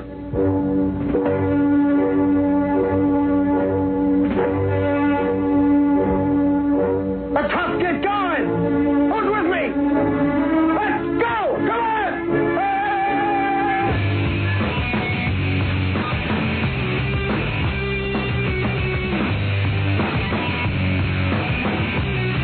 Yes. Famous scene from Animal House. The great late John Belushi. That's right, John Belushi. Jackie Penthouse, Joke Page Marlin. Get hundreds of filthy jokes on CD or cassette of the hysterical Sergeant Pecker. $12 plus $4 shipping and handling. Super special, buy 2, get 1 free. Call 1-800-323-KING. Friday night, May 3rd at the Troy Savings Bank Music Hall in Troy, New York. For information and Jokeland's web address, call 516-922-WINE. Gary, bring in that guy with the tattoo. Some guy went out and tattooed the front of the cover of Private Parts, the book, on his entire arm. That's pretty funny. I gotta see how big this is. All sorts of weird tattoos I've noticed now. Yeah, most guys who... I had a feeling you'd have multiple tattoos. You got weird tattoos. You got, like, people's faces and stuff. You don't think that's weird? No, not really. I mean, you know what's weird to me? Like, I'm into tattoos. I'm going to get myself some ink. Yeah. But check this out. Isn't it kind of weird when a guy gets, like, faces put on his body? Like other guys' faces? Hey, you got a lot of faces. I already check out what you got there. Let me see that on. What's your name? Joe. Joe? Yeah. Good to meet you, Joe. I must be important to you if you put my face on. Yeah, I admire you. Thank you, my brother. I got Gandhi over here. Let me see Gandhi, man. That's scary. Gandhi and James Dean on this arm. What, do you got, chap lip on or something? Yeah, why? My mouth's all... No, you look like a chick. You got nice lips, man. Like him lips or what? No, I see like he's got like lipstick on or something. A little glossy. Yeah, it's very nice. Well, my mouth is dry, I'm nervous. You know what you got to use? I've been using Kiehl's lip balm. That's really good stuff, man. I put that on before I go to bed. My lips are all nice. Don't you feel gay taking a little cylinder? Yeah. That's definitely gay. Well, now you're getting just like a woman. You got to put your creams on before you go to bed. Well, also for the movie, they put tons of makeup on you. They slap it on you, and then you try and get it off. You got to do something to keep that skin fresh and moist, like you with your lipstick. Right. All right, let me see. Let me see Gandhi again. You got to see Gandhi. Show that to the camera. Oh man, that's an ugly Gandhi. Come on. And First of all, that's the. It takes. Let me explain it to the audience at home. His Gandhi is on his entire forearm of his right arm. And this is a big guy. And this is a big guy. What do you weigh then at? 350? No, come on. Come on, dude. How much you weigh? No. Over 3. No, I weigh about 290, 295. You're over 3. Get the scale. Get the scale. How much you want to bet I'm not over 3? You're over 3. How much you want to bet? How much? You got money, How right? much you want to bet? I don't know, 2,000. That's 2,000? You don't have 2,000. I'm in debt from getting your tattoo. You know what happens with these guys? Then I bet them, and I win, and I won't take the 2,000 from them. I'm broke, Howard. Let me see that Gandhi. First of all, I can't decide if that's the Gandhi from the movies or the real Gandhi. That's the real Gandhi. What'd you do to the inside of your hand? That's all ripped up, too. I was helping my brother shovel some dirt, and I got a callus here because I wasn't wearing well, I'm not shaking your hand. Go ahead. No. Go ahead. Get on that scale. You're going to be all right, how much are we going to bet? Go ahead. You don't have any money. Come on. I'll bet you a pair of tickets. To where? I want to go to Scores with you. Scores? Yeah. You're going anywhere. They'll throw you right out. Go ahead. Stand on that thing. Let me see. What do you say, Robin? Let me empty my pockets. I say at least over 3 for sure. Come on. Dude, that wallet don't weigh that much. Now he's emptying pockets. Yeah, go ahead. Get on that scale. Just get on. I got boots on. Yeah, big deal. I'll take off 3 pounds. Huh? It tripled. It says, Howard, he doesn't even see it. It's 322. No. 322. Okay, wait a second. It goes up to 200. Keep going. It's spinning around and around. Put your both feet on the scale. It almost spawned. No, it goes up to 300, and he's at past 022. That's 322 pounds. Howard, I'm telling you, that's wrong. I weighed myself. You know what you remind me of? 290 to 295. You remind me to guys. Do you ever see the women that weigh in at Weight Watchers, and they go, I'm telling you, I didn't weigh that much. My scale at home. Howard, this is a rigged scale, right? I'll give you 10 pounds for the boots, and you're still over 300 pounds. Get out of here. I'm telling you, I'm not over 300 pounds. Sit down. Okay, Junior. Sit down. At 295, you weigh too much. Wait. Oh. What's it go up to? It only goes up to 2... Holy mackerel, he might be 400 pounds. I take it back. What? He's 312. Oh, 312. All right. I'll give you 10 pounds for the boots. You're still over 300. No, I'm not. That's full. That's full. Everybody's in here shocked at what they weigh. Now you're upset. Now he's upset. Now you're all shook up. No, I know I'm overweight, but, what am I going to do? I'm still handsome, though. I think you're a good-looking guy. Don't get me wrong. What's the difference between 300 and 320? I don't know. Making a fool of me now. I'm telling you, I'm not over 300. I'm not the 300 club yet, almost. Dude, you're there. Look at the belly on you. I know. Well, I'm headed for 10. What do you want? That's like you could see 300 as his milestone. Like when he hits 300, he's gonna go. I gotta start losing weight. Yeah. Right. Well, actually, I was at about 300 last year or something. I lost 50 pounds. I got a Nordic track at home. Yeah, that's good. And I was doing it every morning, and then I lost all this weight. As soon as I lost all the weight, I just started eating like an animal again. Right. You said, hey, this isn't right. Yeah. Guy this thin has to eat.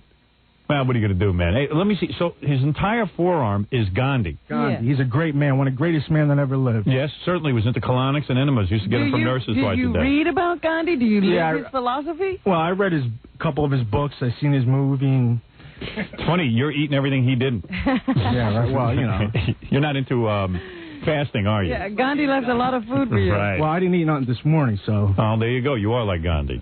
Now, then you got a big cowboy picture on your arm, on your other forearm. James Dean. James Dean is a cowboy.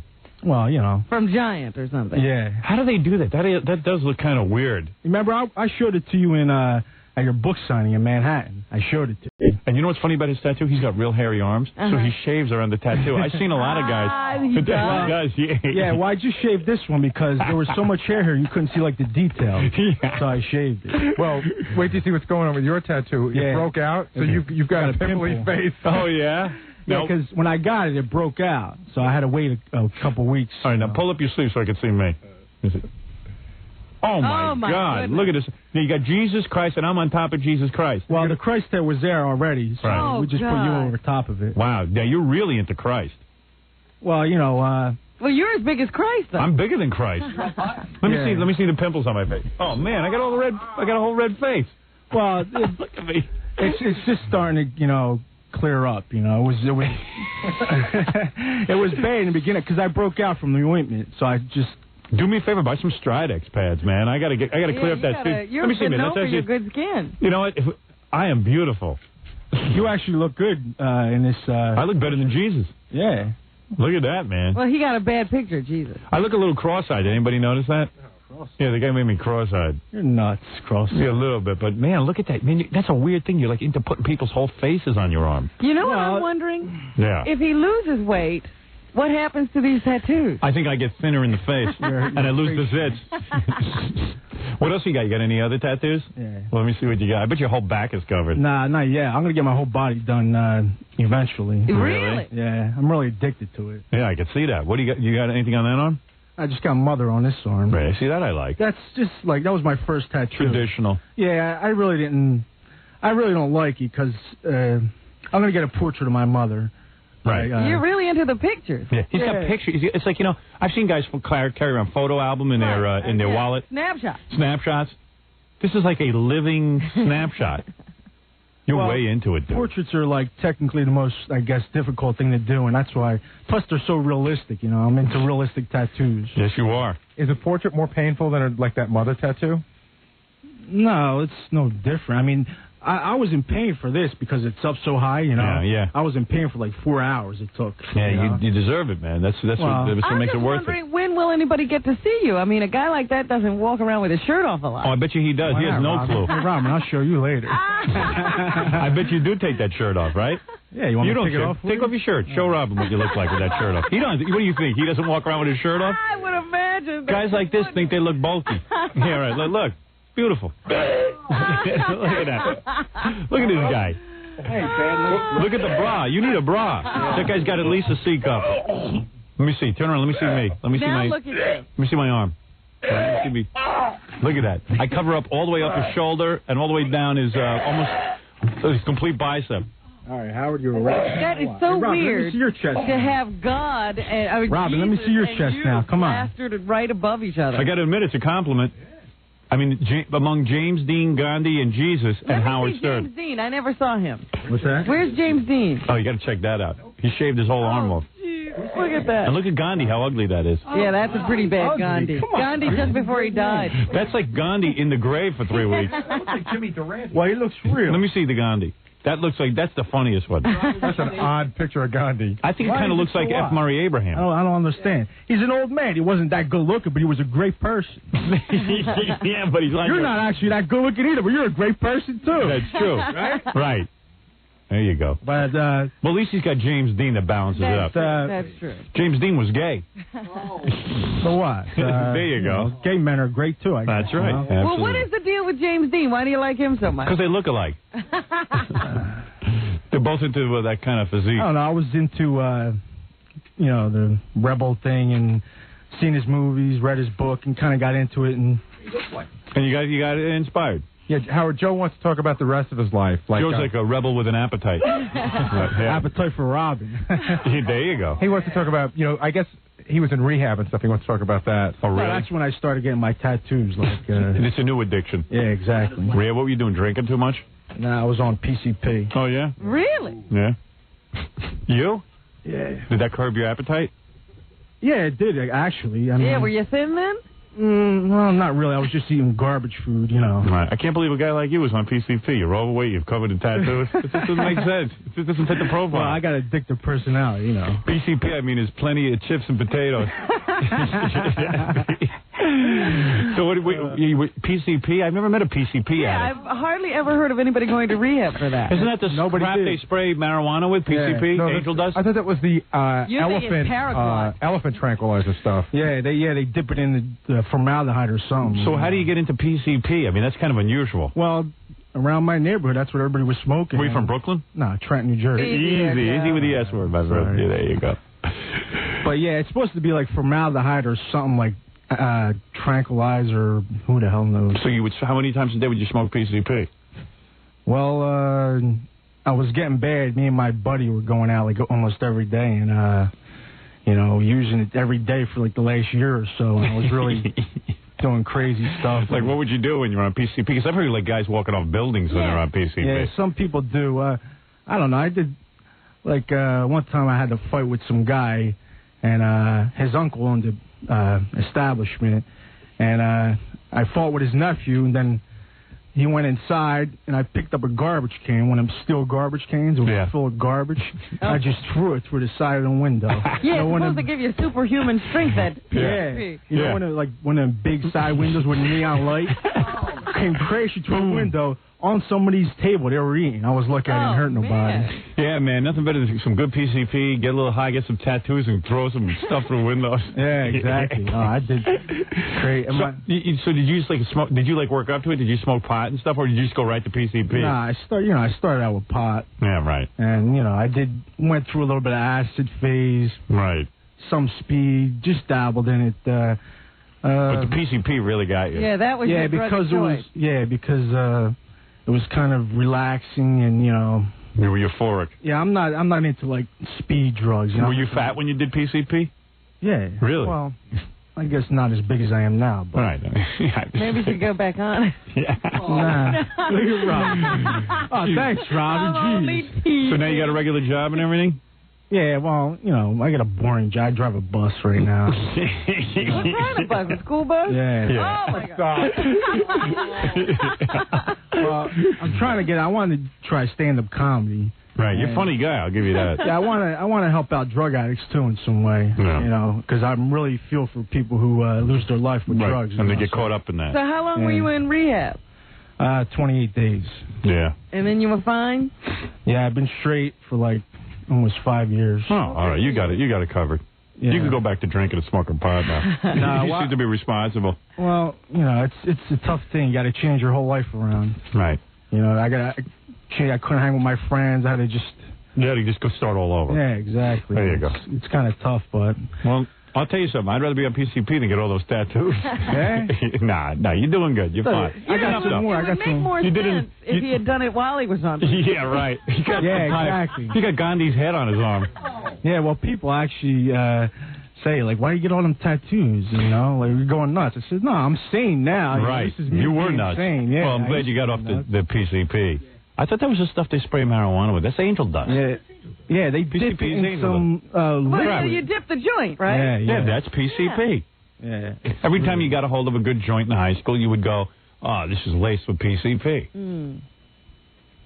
That's like rat urine or something. Whatever. Who the heck knows what they put on that stuff? Right. All I know, I was like a mummy. Walking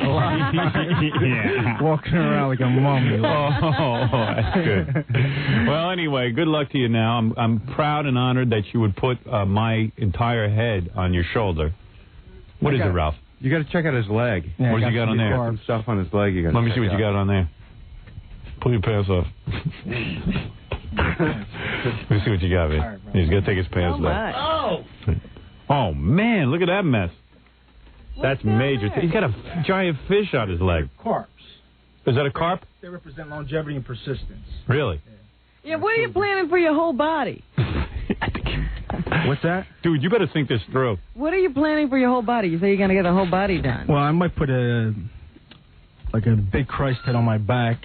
Yeah, you already got a Christ head. Well, I'm going to put another one where, see, this is when... He was... he's in heaven already. Yeah, he would get nailed on the cross. I'm going to put him when he Rose? Rose, again, with his arms up like that. Oh, you got to come back in for that. There's like 14 stations of the cross. He's going to do all of them. Yeah. You should do a nativity scene, too, on your buttocks. I got What's the fish for, in case you get hungry? Oh, look at it. He's got a lion's head on his other leg. Dude, you got weird taste in tattoos. Why? What's so weird about it? I don't know, man. No, I know what you're saying. None of them go together. Yeah, and they're scary. Look at the lion. And it's like a real lion. It's not like even ugly. Ugly? You don't have no taste. What are you talking about, ugly? Look at that thing. Ugly. Oh, my God. What are you, nuts? Guy's totally mutilating himself. Would you calm down with all the tattoos? It's enough. It's enough. Hey, Howard, it's better to be addicted to this than drugs. Don't be addicted to anything. He might as well go all the way. He's made such a mess already. Yeah. A mess. See, I got high quality tattoos. You see some of the garbage some people have on them. You know? Do women like the tattoos? Women, yes. Some women do. When's the last time you had a woman? Ages. Yeah, 3 years I haven't got laid. Why don't you get addicted to like exercise or something? Well, I just bought rollerblades. Be out there with Robin. Yeah, listen to this, though. I rollerbladed from 71st and 1st Avenue all the way down to like St. Mark's Place. Yeah. Like all the way around, you know. You know what's funny about you? You exercise probably one time a year. No, but when I you don't. do it, you go completely out of control. Well, he goes from it sounds 71st like you. down to... Right, yeah, the that's St. exactly it. Mark's way. You get into it for a day. Can you imagine this guy coming at you with a rollerblade? I know. This is like a truck on blades. He probably leaves grooves in the asphalt as he goes down the street. Hey, Robin, can I go? We'll go rollerblading together. You can help me up when I fall. Oh, boy. That'd be funny. We can hold hands together and ride down in Central Park. I like this guy. We'll do the big hill together. Yeah. It's enough with the tattoos, though, man. You've done enough. Well, for now, I'm taking a hiatus because I'm broke. There you go. That cost me $1,000 for To get Howard? Well, $800, and plus he redid this Christ head. So. Oh, he did. Yeah, but it was worth it. You know. Now you got it for life. Yeah, Look at it sure. that way. $1,000, you got beautiful artwork. What did he redo to the Christ head? Well, he put he put the shark coming out of his arm. He put the robe on it, and he made the hair a little longer, and he put the halo around the head. I see. Yeah, he gave him Christ the was kind of bare. Yeah, Christ kind of looked like Ralph. Nah, are you nuts or what? He ain't that ugly. Right. Well, do the kids on the bus goof on your tattoos? Nah, they say, let me see your tattoo, and then I got a tongue piercing. Oh, you got that? Oh, man. They say, let me see your tongue piercing. I'm like, just sit down, kid. You know? Take it easy. Don't you see you're dealing with somebody dangerous? Like, look at a bus driver. He's got a tongue piercing and tattoos. I'm like, hey, kid, just shut up. You know? You ought to drive a school for the blind. Yeah. Imagine he's driving your kid. And the bus driver just got Howard Stern on his shoulder, and he's got his tongue pierced. Relax, man. What is it? I thought they were supposed to do like some sort of a background check when they hired a bus driver. Hey, what's wrong with him? Just because I got tattoos and tongue piercing doesn't mean I'm a maniac. No, I was talking about the rehab thing. Oh, so what? I was late for school. My bus driver's on PC. Hey, 5 years ago the guy was doing it. Yeah, I mean, I'm straight, but, you know. Yeah. I'm into healthy eating now and healthy living. All right, listen, I got to take a break. I want to thank Joe, who got the tattoo. Why don't you give Joe a prize? Give him some tickets to some concerts. How about Scores? I would love to go to Scores with you. I wouldn't mind going with you. But Really, you're because- not going to Scores. No, as a matter of fact, Lonnie's called over and said, you want to have a Scores party before you start the movie? I said, absolutely not. As much as I do, Lonnie. Last time I was at Scores, I kind of felt... The welcome wagon had rolled away. Yeah, and it's time for us to take a hiatus, as Joe is from his tattoos. I said it's time to take a hiatus. We'll just, maybe after the movie we'll come back Maybe to an Scores. end of movie Scores. Right, yeah. We can send him to go. Although I am dying to go. He really wants us I would there. love to go with you because I haven't had no action in a couple of years, and Yeah, something tells me you're not going to get that lucky at Scores. No, I just would like to go and hang out, And see girls Just and be stuff. near a woman. I tell you what. Exactly, you Robin. know what? I would like to dance with Robin too because I got soul. Yeah. I'm a white guy, but I got rhythm. God, in me. a big Let me see you fat dance. guy who Put can on that dance. song. Put on Put that Hammer's song. Put on Come here, Hammer's Robin. song. Get in Come here. over here, Robin. I got to see God this. damn it. Come on, dance with the guy. Get over here. Why do I have to do this? Come on over, because you're a girl. Me tattooed on it. Come over here. Robin, come on over. Come on, wait, don't. Oh, here he goes. Wait, let me see this guy dance. Oh, God. Get in here. This is just so long. Go ahead. Let me see. Come on, dance with him. This guy can move. Wait a minute, I can't hear the music. This guy is good. He dances like a black guy. Really? Yeah, he's a superior athlete. Look at him. Okay, I gotta turn around. Look at this guy. 300 pounds. All right, let's dance. You don't think that guy's a good dancer? I wish I danced like. Oh, look at Robin. The two of you are going to rock the floor. Look at you. Wow. It looks like they're having sex.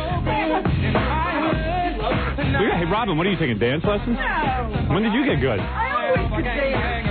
Really? So you think she kind of moves kind of good? You should be good in the sack. Look at that. Look at the size of this guy. Look at that. Uh-oh, he's getting the hips right in on him. He's doing dirty dancing. Hey, now. All right, sit down, Joe. All right, Joe, it's a pleasure. Robin, give him your bad side when you dance. Get out of here. Hey, what are you taking, dance lessons? No. Wow. You didn't know I could dance? So teach me how to do that. Robin's got soul. Man, Robin is hot, boy. You are hot. You're going to have a heart attack. Man, believe me. My heart's pounding right now. This guy's going to have a heart attack. He's sweating. Look He's at totally his out of shape. forehead. Oh, no. I got to tell you, you move pretty good. Yeah, sure. I'll take you to scores. I'll take you to scores. Yeah, I would love to go. Let me think about it, all right? You can do a table dance. Give me some tickets, but maybe next time I go, I'll bring you. Yeah, but how you... You seem like a decent guy. Get his number and stuff. Maybe I'll go party with this guy. We can give him tickets to something now if you want, Howard. What do you got? We can send him to see Stone Temple Pilots at Roseland on May 1st, or you can go to the Horde Festival, which has Blues Traveler. Go to the Horde Festival. You look thin there. Horde Festival. Who's there? Blues Traveler. Lenny Kravitz, Rusted Root, and King Crimson. Nah, I'd rather see Stone Temple Pilots. Okay. All right. How about Pearl Jam? Well, they ain't playing them whack jobs. No. Whack jobs. You know, what about that guy Eddie Vedder? What is with him? You know? I don't know. I don't know what his problem. Too good. My God. He's got it too good. Let him drive a bus for a couple of years. See if he can right? See how exciting his life has been. Right. Anyway, that's Joe with the tattoo of me. Can I, the guy who did it is a really big fan of yours. Go ahead, mention his name. His name's Jack Rudy. He's probably listening right now, but he's one of the top artists in the world, really. And they didn't put him in jail for that? Didn't shoot Oswald? Jack Rudy, yeah. He shot Oswald, Robin. Wow, no. And he's doing tattoos now? Yeah. He says he would like to tattoo you, but, you know. Right. He's one of the top guys in the world. And every guy's really, a top guy. No, really, he is. No one wants to think that they didn't go to the top guy. Everyone goes to the top guy, and then you never recognize their name. Right. Because you're not into tattoos like me. Right. A lot of guys who are not really into it like me know Jack Rudy. Let me ask you something. But you asked anybody who knows anything about tattooing, Jack Rudy's the top We've had guy. 100 people in here going to tattoo artists, and no one's ever said the same name twice. Jack Rudy, yeah. Jack Rudy, you never. Hey, can I say something? I got magazines in my thing. I'll show you them. Do me a favor. I'm trying to get a tattoo of Henry Kissinger on my shoulder. Put it on your ass. Yeah, ask him if he could do Henry Kissinger. I was going to put you on my butt. Don't do that. All right, listen, Joe, thanks for coming in. I want to say how much I appreciate all of this nonsense. And you go enjoy Stone Temple Pilots, and maybe when I go to Scores, I'll take you with me. I'll think about it. I would love to go. Yeah, any guy would love to go. We'll invite OJ, too. There are homos who want to go there. All right, why don't we... No homo, I'll tell you that. Who knows? Yeah. All right, let's take a break. Oh, you were dancing good. I was surprised. You didn't think I could dance? Not like that, no. This guy brought out something in you. Right. She was a good dancer. I like Robin. I admire Robin, too. Why'd you put her on I was going. She's beautiful. Oh, well, thank you. You know, what she's been through in her life and how she overcame it. Oh, you mean the thing with her father? Yeah, plus she's just a really beautiful person. Right. You like that, huh? Put that music on. There you go. Hey, we're getting a lot of contest entries, too. I got to play those. Hey, Joe, no offense. I got to go. We'll be back right after these words. Bye, Joe. The Eagle. This is Roseanne. You're listening to the Howard Stern Show. It's great. I love it. Okay. Thank you, Roseanne. Okay, a couple of quick notes here. One of our affiliates is changing formats in Las Vegas. KFBI today becomes X107.5 Extreme Radio. Now, what does that mean? They're going modern rock. Oh, okay. I think we were classic rock in Las Vegas, and now we're going modern rock. All right. Which is always a nice change. In fact, I was listening to our own radio station here in New York all weekend, and song for song, they were kicking ass, and it really sounded good. So I'm a big fan of the modern rock format. I'm a big fan of any format we're on if it's working. So there it is. X107.5 is the news station in Las Vegas, and I want people to know that. Also, I want to thank our great fans in Cleveland who, again, we are either number 1 or number 2 on and off in Cleveland, who have once again catapulted us to the number 1 slot. Oh, feels good. For a couple of rating periods, there were these guys, Lanigan and Webster, were the number 1 guys in Cleveland, and we were number 2. Mm-hmm. And I got curious finally, and I had them send me a tape of what the show was that we were on against. And I put it on, and for the life of me, I sat there. Last month I had Gary get the tape. And I said, I cannot believe we are not the number 1 show in Cleveland. I was listening to it and saying, I don't hear anything here. I don't even hear anything remotely funny. I'm not even sure what these guys are talking about. And I only could listen for about 10 minutes, and I gave up. So maybe I heard a rotten 10 minutes. I don't know, but it was awful. I said, it just doesn't make any sense. And sure enough, here we are, the headline in the newspaper, Stern tops in the morning. There it is. We are number 1. Let's see what it says about us. It says the following.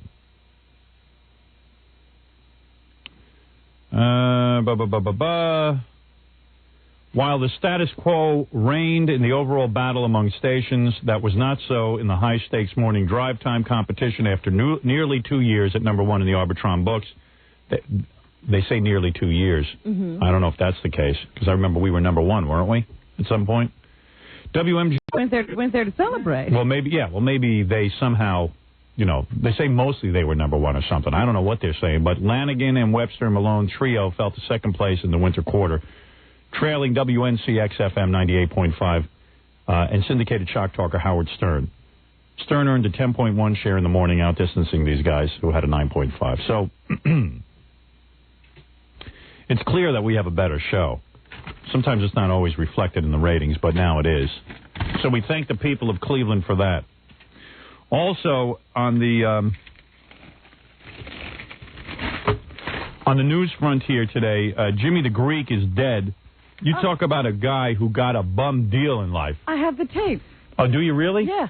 Hold on. Oh, good. Okay. Jimmy the Greek got a bum deal in life. This guy was he was a hustler his whole life. Who knows? He hung around with mobsters, and I don't know what he did. And he was a bit of a loudmouth, but he got fired from CBS television because they kind of made it seem like he was a racist. I don't think for a minute the guy was a racist. I thought CBS really kind of just dumped the guy.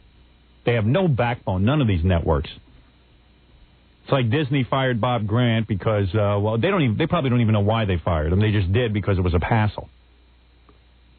CBS is known for not having a backbone. I think they tried to fire Andy Rooney, but the viewers finally put him back on. Well, Andy apologized 50 billion different ways and the whole thing. Yeah. At least 50 billion different ways. But here's what Jimmy the Greek said. The guy had a couple of pops in a restaurant one night.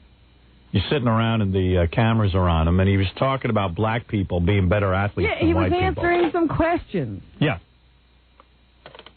So here's old Jimmy saying something or other that got him fired. Well, they've got everything. If they take over coaching like everybody wants them to, there's not going to be anything left for the white people. I mean, all the players are black. I mean, the only thing that the whites control is the coaching jobs. Now, I'm not being derogatory about it, but that's all that's left for them. Boy, if that isn't a true statement, I don't know. Well, basically, I guess somebody asked him what did he think about the fact that there weren't that many black coaches. Yeah. I'm telling you that the black is the better athlete, and he practices to be the better athlete. The only thing he should have been fired for is his misuse of the word athlete. Who says athlete? Athlete. He threw in an extra syllable. The guy's a commentator. And he's bred to be the better athlete because this goes back all the way to the Civil War, when during the slave trading, the slave owner would breed his big black to his big woman, so that he could have a big black kid. See, now, I mean, that's where it all started. That's exactly where it started. He's absolutely right. What is inaccurate about that statement? I don't know. You're not saying Jimmy the Greek was a slave trader. He's just saying, hey, what happened is they used to take a big black guy and breed them like cattle.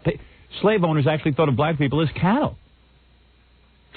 And they would breed them like cattle. They would tell them, you go mate over there and have a baby. Yeah, I want you to sleep with her because she's big and you're big and we'll have a big boy or a big girl. This guy's not a racist. He's a history professor.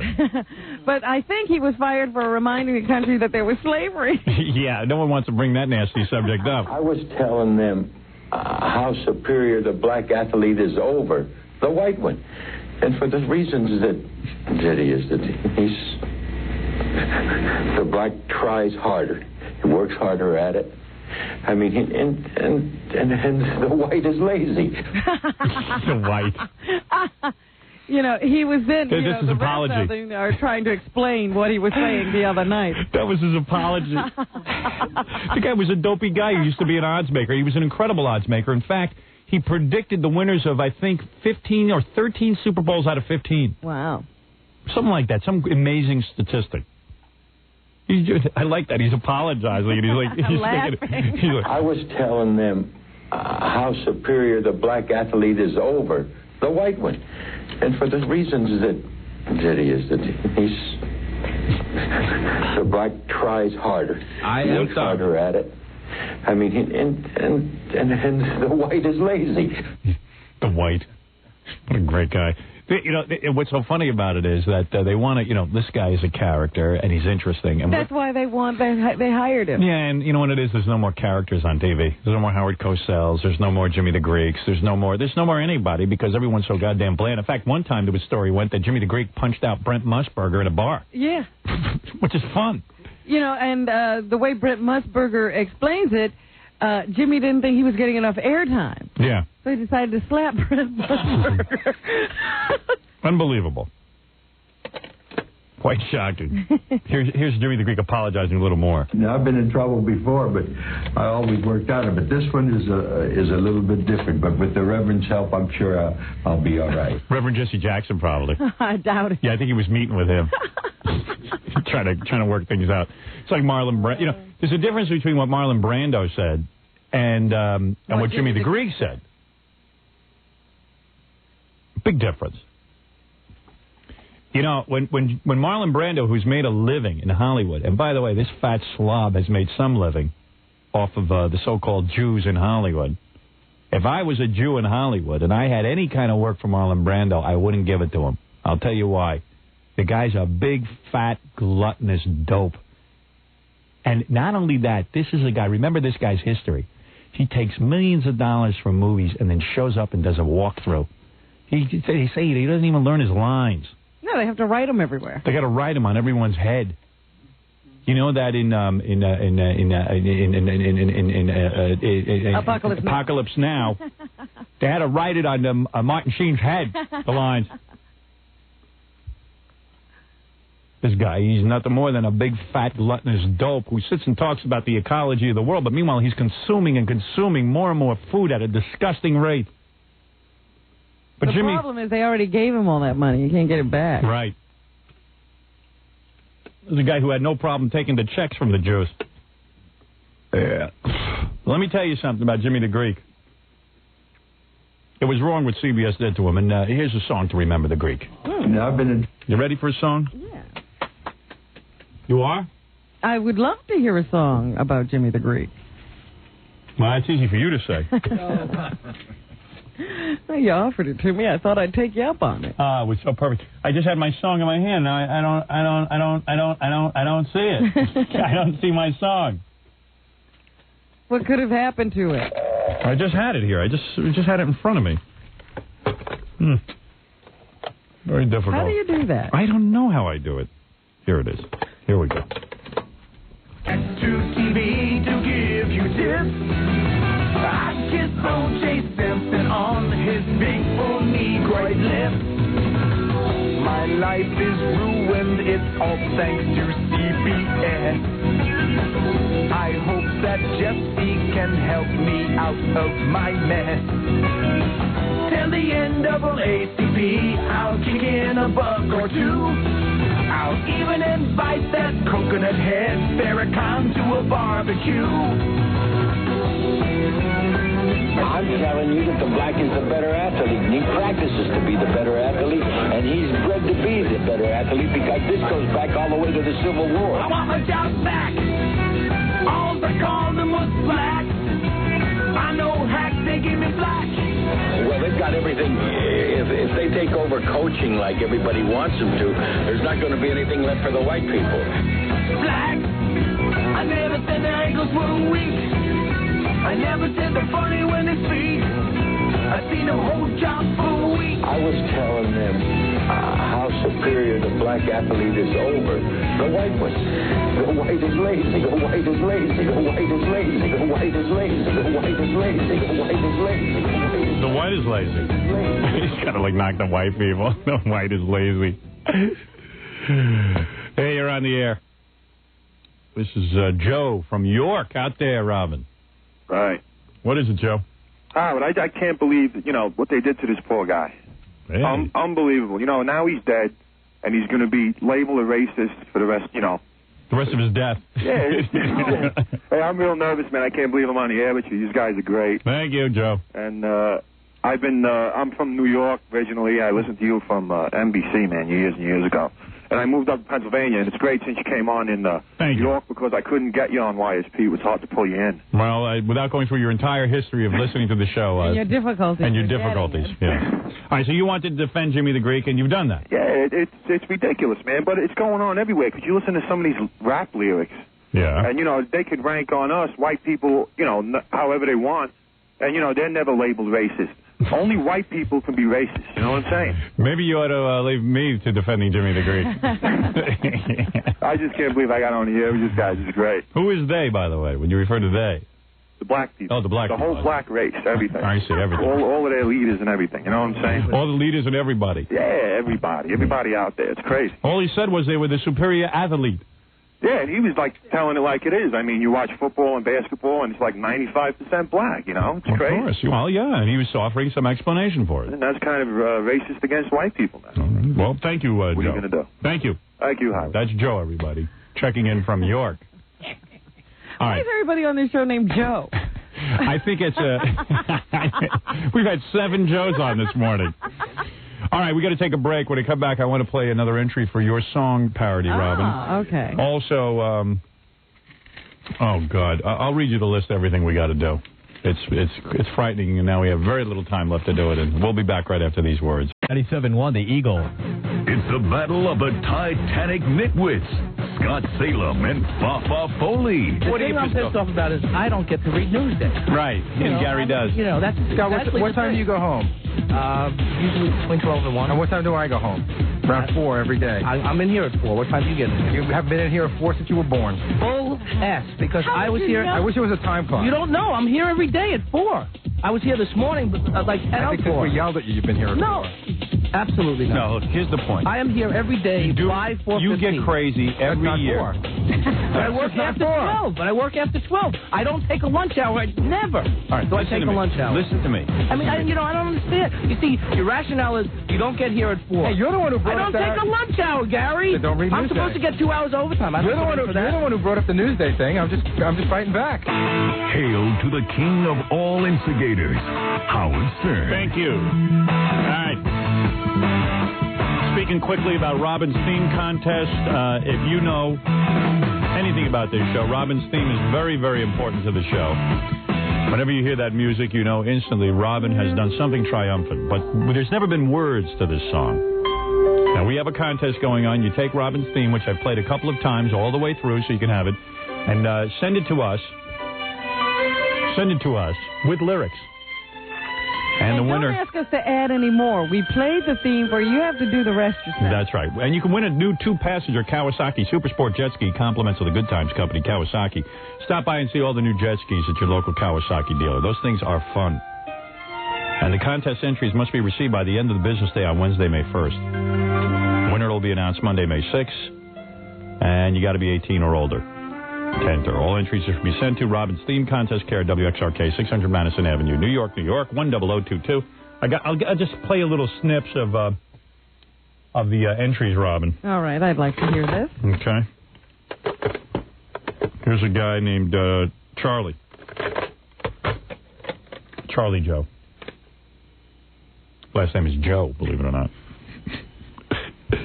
This is Charlie. He sent this in. All right.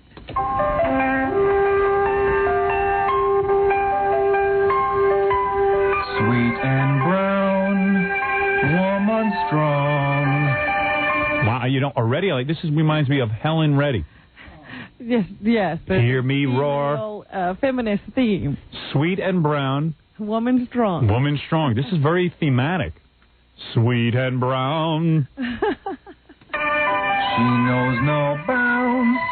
This is her special song. She needs no man. Wow.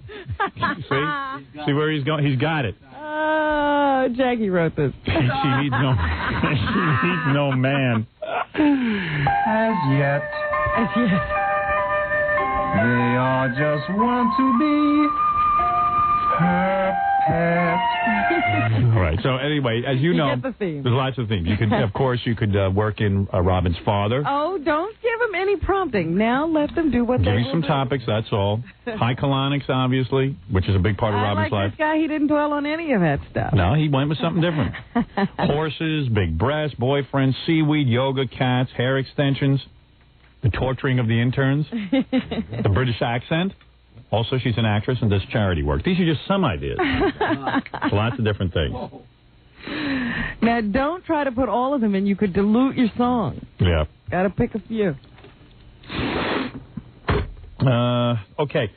This is Joe on the phone. Another Joe. Yeah, this is Joe. Everyone on the show is named Joe. Joe. All callers are Joe. Joe called us up and said that he is a Nielsen family. Ah. And if you remember, I told him to give a Melrose Place or 90210 some big ratings. Yes. And, of course, our E-show. Absolutely. I asked for an X-Files plug. Joe, do you get the E-show? Yes, sir, Howard. Good. And before we start, just like to say good morning, King of all media. Thank you. And hello there, Robin. How you doing? Good morning. So I had Gary write down his choices for you to give ratings to. Right. And I don't know if I go along with this. He says, well, okay, NYPD Blue he wants to give ratings to because... He likes Mark Tinker. Well, he said Dennis Franz once said good things about me on Larry King. But, is that right? And I think Dennis Franz seems like a pretty cool guy. Because he had a girlfriend and stuff for like 20 years, and then when he got famous, he stuck with her. Mm-hmm. But that's Mark Tinker's show. And Mark Tinker is a big fan of our show and everything else, but his father is Grant Tinker. And I say, can never be forgiven for that. Right. He can't be. He has to pay for his father's sins. So I'm going to ask you not to give ratings to NYPD Blue. Crossed off the list. Good. Sorry, Gary. Baba Booey chooses ER, and I refuse to give them any more ratings than they have. Yeah, they don't need any help. Yeah, he goes, Baba Booey says, I admit, that George Clooney is a douche, but Sherry Stringfield has awesome cans. And cans beat douche every time. That's my producer. Hey, Howard, isn't the key here, though, is to build the ratings for the people that have been good to you? Right. Rather than going with the people that already have it in the bag? That's right. And then what you're pointing out is that Gary forgot that immediately. Yeah, let me ask you something. Why is it you as a listener seem to know the credo of the show more than my own producer? Well, I have a lot of things going on, Howard, but listening to you is the most important thing, as Gary should be listening to you and doing the right thing. Jackie, of course, doesn't get it either because he put ER down on his list. Uh-huh. He doesn't understand that we reward people who are good to us. Frasier, he writes down, I would never reward what have they Frasier. done for us? I don't know what you're thinking there, Jackie. It's a great show. Do you know anyone who watches that besides Jackie? No. Me neither. I can't stand that guy. Seinfeld, I don't like the guy, but it's hysterical. Seinfeld, I like Julia Louis-Dreyfus, but I don't like Jerry. I don't like Jerry's attitude toward me. So forget Jerry. Don't give anything to Seinfeld. Oh, that was crossed off the list a while ago. But again, we're still in the the same people that are doing well in the ratings already. Yeah, and Mad About You he's got down here. You know what? Reiser hates us. Reiser hates us, and because he's angry because when he was nobody, we wouldn't have him on the show. And why we would have him on, I have no clue. When he finally did something, we said, okay, you want to come on the show? He goes, no, you wouldn't have me on when I wasn't known. Yeah, when there was nothing to talk to him about, we wouldn't have him on. Right. The guy's a moron. So we still don't need him. But Jackie doesn't get the whole idea of this show. Helen Hunt is good. Yeah, it doesn't matter what you watch. It's who's good to us. Like, okay, Mad About You is on opposite Lois and Clark. Right. Terry Hatcher comes on this show and sends me email. Right. I'd rather see you give it to Superman, okay? Right. Give it to Lois and Clark. Okay, that's done. The Trounce Mad About You. This guy's got real power. He's got a Nielsen book. That's right. How many you got? I'd rather not say, but let's put it this way. I have a couple of my TVs hooked up, and what else I've done is gone out and got another VCR just so I could hook it up specifically for the Howard Stern choices. Good. So So we'll be running that. Jackie did recommend the Dana Carvey show, and I like Dana, and Dana was nice to me when I did the MTV Awards, so I would say that's okay. Yeah. Let me ask you this, Howard. Law and Order I don't get. I don't know. Who's nice to us on that show? Nobody. Homicide is Belzer's show. Got Bells all picked out. And what's the Adventures of Marty Bernstein? I think it's the rabbi. No, I think Jackie's being funny. Oh. Is that what you're doing, Jack? That was at the end. I was. Yeah, because then he's got Undercover Klansman. That's his other favorite show. Hey, Howard. Yeah. Let me ask you this. What I did, even though I'm not your producer, but I figured it was worth the effort. Yes. I got this week's TV guide and just gone through it day by day. Go ahead. You know, as far as the ones you had mentioned earlier, such as The Nanny, Star Trek, Voyager, and all that. Yes. Now, on the ones that appear weekly, I think we're covered on. But what about some of the ones that are coming on as specials? Go ahead. What do you got in mind? Well, Roseanne, you said. Dana Carvey, you said. Yeah. But there's one as far as Catch a Rising Star's 50th anniversary, and it's got Bells in it. No, you don't need to do that. Has nothing to do with Bells. No, you don't have to give them ratings. All right, so we're just going to go with the I was weekly thinking shows. of one other, the single guy, because that Chinese broad's on there. Chinese woman is on there. Yeah, she did a real nice thing. You can give her ratings, give some ratings. Don't make them crazy, but give them some ratings to the single guy, because that Chinese broad, the one, you know who I'm talking about? Yeah. She said she liked my book a whole lot in a That magazine. was what she was reading at holiday time or something. Yeah, what's her name again? Hung Wao? Ming Na Wen. Ming Na Wen. And also Jonathan Silverman is also a big fan and has said very nice things about you. Okay, good. All right. All right. Go ahead. What else? What about the Fresh Prince of Bel-Air? In case it gets real good ratings, they could bring Robin back on. No. Nah, that's going off anyway. We don't need that show. That's no good, that show. Well, Roseanne apparently is going off. Should I scratch her? I don't mean scratch her. I mean, you know. No, give her a rating. She's been nice to us. Okay. All right, what else? Are we still supporting The Nanny? Yeah. Yeah. Your friend's real nice to us. All right, dude. That's all we wanted to say. That's it, huh? Yeah. Hey, Howard, let me ask you something. You're not going to do anything for Tim Allen? He doesn't need any help. No, he doesn't need it. He's already got the Norwood show. Now, Howard, you want life's going a little too good for him anyway. You want to not help him because he doesn't need it. Although, you know what? Tim is married to the same woman. That's right. He's hung in there. He's done the right thing. Good time. All right, give Tim Allen some ratings. Okay. Hey, Howard, before you cut me off, can I ask a favor? Can you do a replay of the Dick Butkus and the Bullwinkle one with Jessica Hahn? I haven't heard that in years. You know, I would like to replay that. I'll tell you a funny story about that, though. We used to have the woman on who does Rocky and Bullwinkle all the time, June Foray. Really nice woman, the whole deal. So June comes on the show, and we used to do wild Rocky and Bullwinkle bits with her. Because I've always been a fan. The best. Yeah, I always dug Rocky and Bullwinkle. And it's really funny when she says dirty stuff as Rocky and Bullwinkle. So she'd come on and we'd do it. And we were only on in New York when we first met June. And she'd come on and do it and stuff. And then one time we went out to Los Angeles and Dick Butkus was on the show. And we had, and Jessica Hahn. And we did Rocky and Bullwinkle meets Dick Butkus and Jessica Hahn. And Bullwinkle has sex with Jessica Hahn. And he falls in. And the whole, it's a whole long piece. It's really funny. Incredibly funny. Jessica is so sexually wild in this piece. I even forget what happens. But Rocky, I think the squirrel first has sex with Jessica. Right, they both do her, I think. Yeah, and then the moose gets it on with her, and then they do a menage a trois, and it was great, and everyone was a real good sport about it. Classic line, Howard. He's got a Woody that won't quit. Right. It's one of the best bits. So anyway, I get on, and then we start syndicating the show, and we get on in Los Angeles, and June calls me up, and she says, Howard, I love you. You know I love you. I think you're like the greatest, and I've always had a great time in your show. But when you were on in New York, out here in Los Angeles, nobody knew who you were, and it was no big deal. She goes, now you're on Los Angeles, and you keep playing that bit, and they're gonna bounce me, because evidently they do some work with her still as Rocky and Bullwinkle. And she begged me never to play it again. And since she was so nice and everything, I just said, what can you do? What can you do? She's so cooperative and so good about everything that I basically... We gotta have a moratorium until she's no longer associated. Once she drops dead, and she ain't that young. Oh. Once she drops dead, we play that like crazy. Well, can't we lie about it? I mean, it's been a couple of years since we've heard that. Well, yeah, but as soon as I play it, she's going to catch crap from the Rocky and Bullwinkle people. Yeah, I guess. They're probably going to say, hey, screw you. You're not doing the voice anymore. Yeah. So, she's such a nice lady that, I can't see screwing her. You're getting soft, Howard. No, this was years ago. There's a lot of people I would do that for. Okay. You know what I mean? Don't you agree? I agree. Okay. I mean, I'm not a total bastard. I mean, what kind of thing would that be to do? Right. Woman comes on, does the show, has a good time, and then we screw her for the rest of her life. Yeah, torture her. All right, I'll play it. There you go. I knew you would. All right, thank you. I wore you down. Okay. Hey, Howard, before you hang up. Yeah. You're right. Hey, King of All Media, say what? Stranger says what? King of All Media, say what? What? There you go. Okay, go back. You're the best. All right. Stranger says what?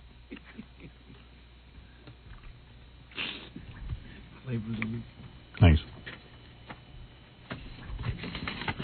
Got so much crap to get to here. I don't even know what to get to next. Hey, I got a letter from Aerosmith. Yeah, what did they have to? From the actual guys, you know. I mean, it wasn't like some card or something. Or it wasn't their production company? It was from them? No, it's from them. And it's a real nice letter, and they basically congratulate us on taking over the morning throne at WBCN in Boston. Oh, wow. Yeah, it's real nice. So, want to thank the boys for that. I thought that was kind of neat. It's kind of cool getting a letter from Aerosmith. Yeah, you wonder if, you know, people who have that lifestyle even know what's going on there. Yeah, they know about Boston because they live in Boston. They live there, yeah. And they're big fans of BCN. And they even hand wrote it, you know what I mean? Yeah. It's not like... Oh, very nice. Yeah. So I thought that was pretty cool. So there's this dude out there. A lot of people have been stopping by today. And ironically, the guy's name is Joe. Stop it. I'm not kidding. No, his name's Dan. The whole world has gone Joe. This is the most bizarre story you'll ever hear. All right. I just want him to stop in. Hey, Dan, come in here real quick. It's more bizarre than any of the intern stories we've had on This one's pretty weird. Just check this guy's story out. And don't tell anyone what's in the box till the end of the story. And he's not the Unabomber. All right, he's got a box with him. All right. Hey, you got to hear this. All right, Dan, tell everyone where you were this weekend. I was in Fort Myers, Florida, at Sanibel in Captiva Islands. Hey, I just thought of a bit. We got to get June Foray on the phone, the voice of Rocking Bullwinkle. Yeah. And make her beg us not to play it. Oh, it's got to be really good. Poor little old lady. Beg me. What do you do to me? What do I get? What do I get? Because we have every right to play it. Let's torture her. Begging Rocky's voice. Yeah. Make Rocky and Bullwinkle beg us. All right, line that up. Tell her I'm really itchy to play it. I'm thinking of breaking down. And we want Rocky and Bullwinkle to call in and beg us not to play it. We've never had the real Bullwinkle on. Oh, yeah, she's done Bullwinkle. No, she doesn't do Bullwinkle. Well, tell her she better learn how to do it. I did Bullwinkle, Well, right? you can argue. Hey, Rocky. Why don't you argue with her and you be Bullwinkle? Okay. I don't know, Rocket J. Squirrel. I feel like playing it. I do the worst Bullwinkle. I lose it. All I can say is, okay, Rocky. And then you're And gone. that's it. It's gone. Anyway, Dan, tell everyone your story. I mean, where were you this weekend? I was in Tarpon Bay National Wildlife Refuge on vacation, and I was going on a canoe trip. And the people up ahead of me, their 3.5-year-old son fell off out of the canoe. Listen to this. So this guy's in a canoe. How many guys were you with? I was just with my wife and my daughter. Okay. So he's riding along in a canoe. All of a sudden, you've been in canoes on the rapids. Yeah. Right? You were in rapids. No, just the tide was changing, so the current is like super strong, and you can't really fight it. All right. So they got their 3-year-old kid in the canoe. The tide turns. The kid falls out of the canoe. Yeah. Go ahead. Continue the story. Anyway, so the kid is like in a mangrove, kind of a mangrove trail, and it's a very narrow trail, so you can't turn the canoe around. And the mangroves grow all around you, and they kind of like tentacles. All right, go ahead. So the kid. Okay, all right. So the kid's in real trouble, like drowning. Yeah, he's through the mangroves and the tentacles. I have no clue where he's going. Yeah, this guy's mangroving and tentacling. Okay, the kid's underwater, his head underwater, even though he has a life jacket on. Right. I pull the kid out. The parents are both screaming, having a complete fit. The father can't get the canoe turned around. He can't get it backed up. And the dad doesn't jump in the water to save the kid?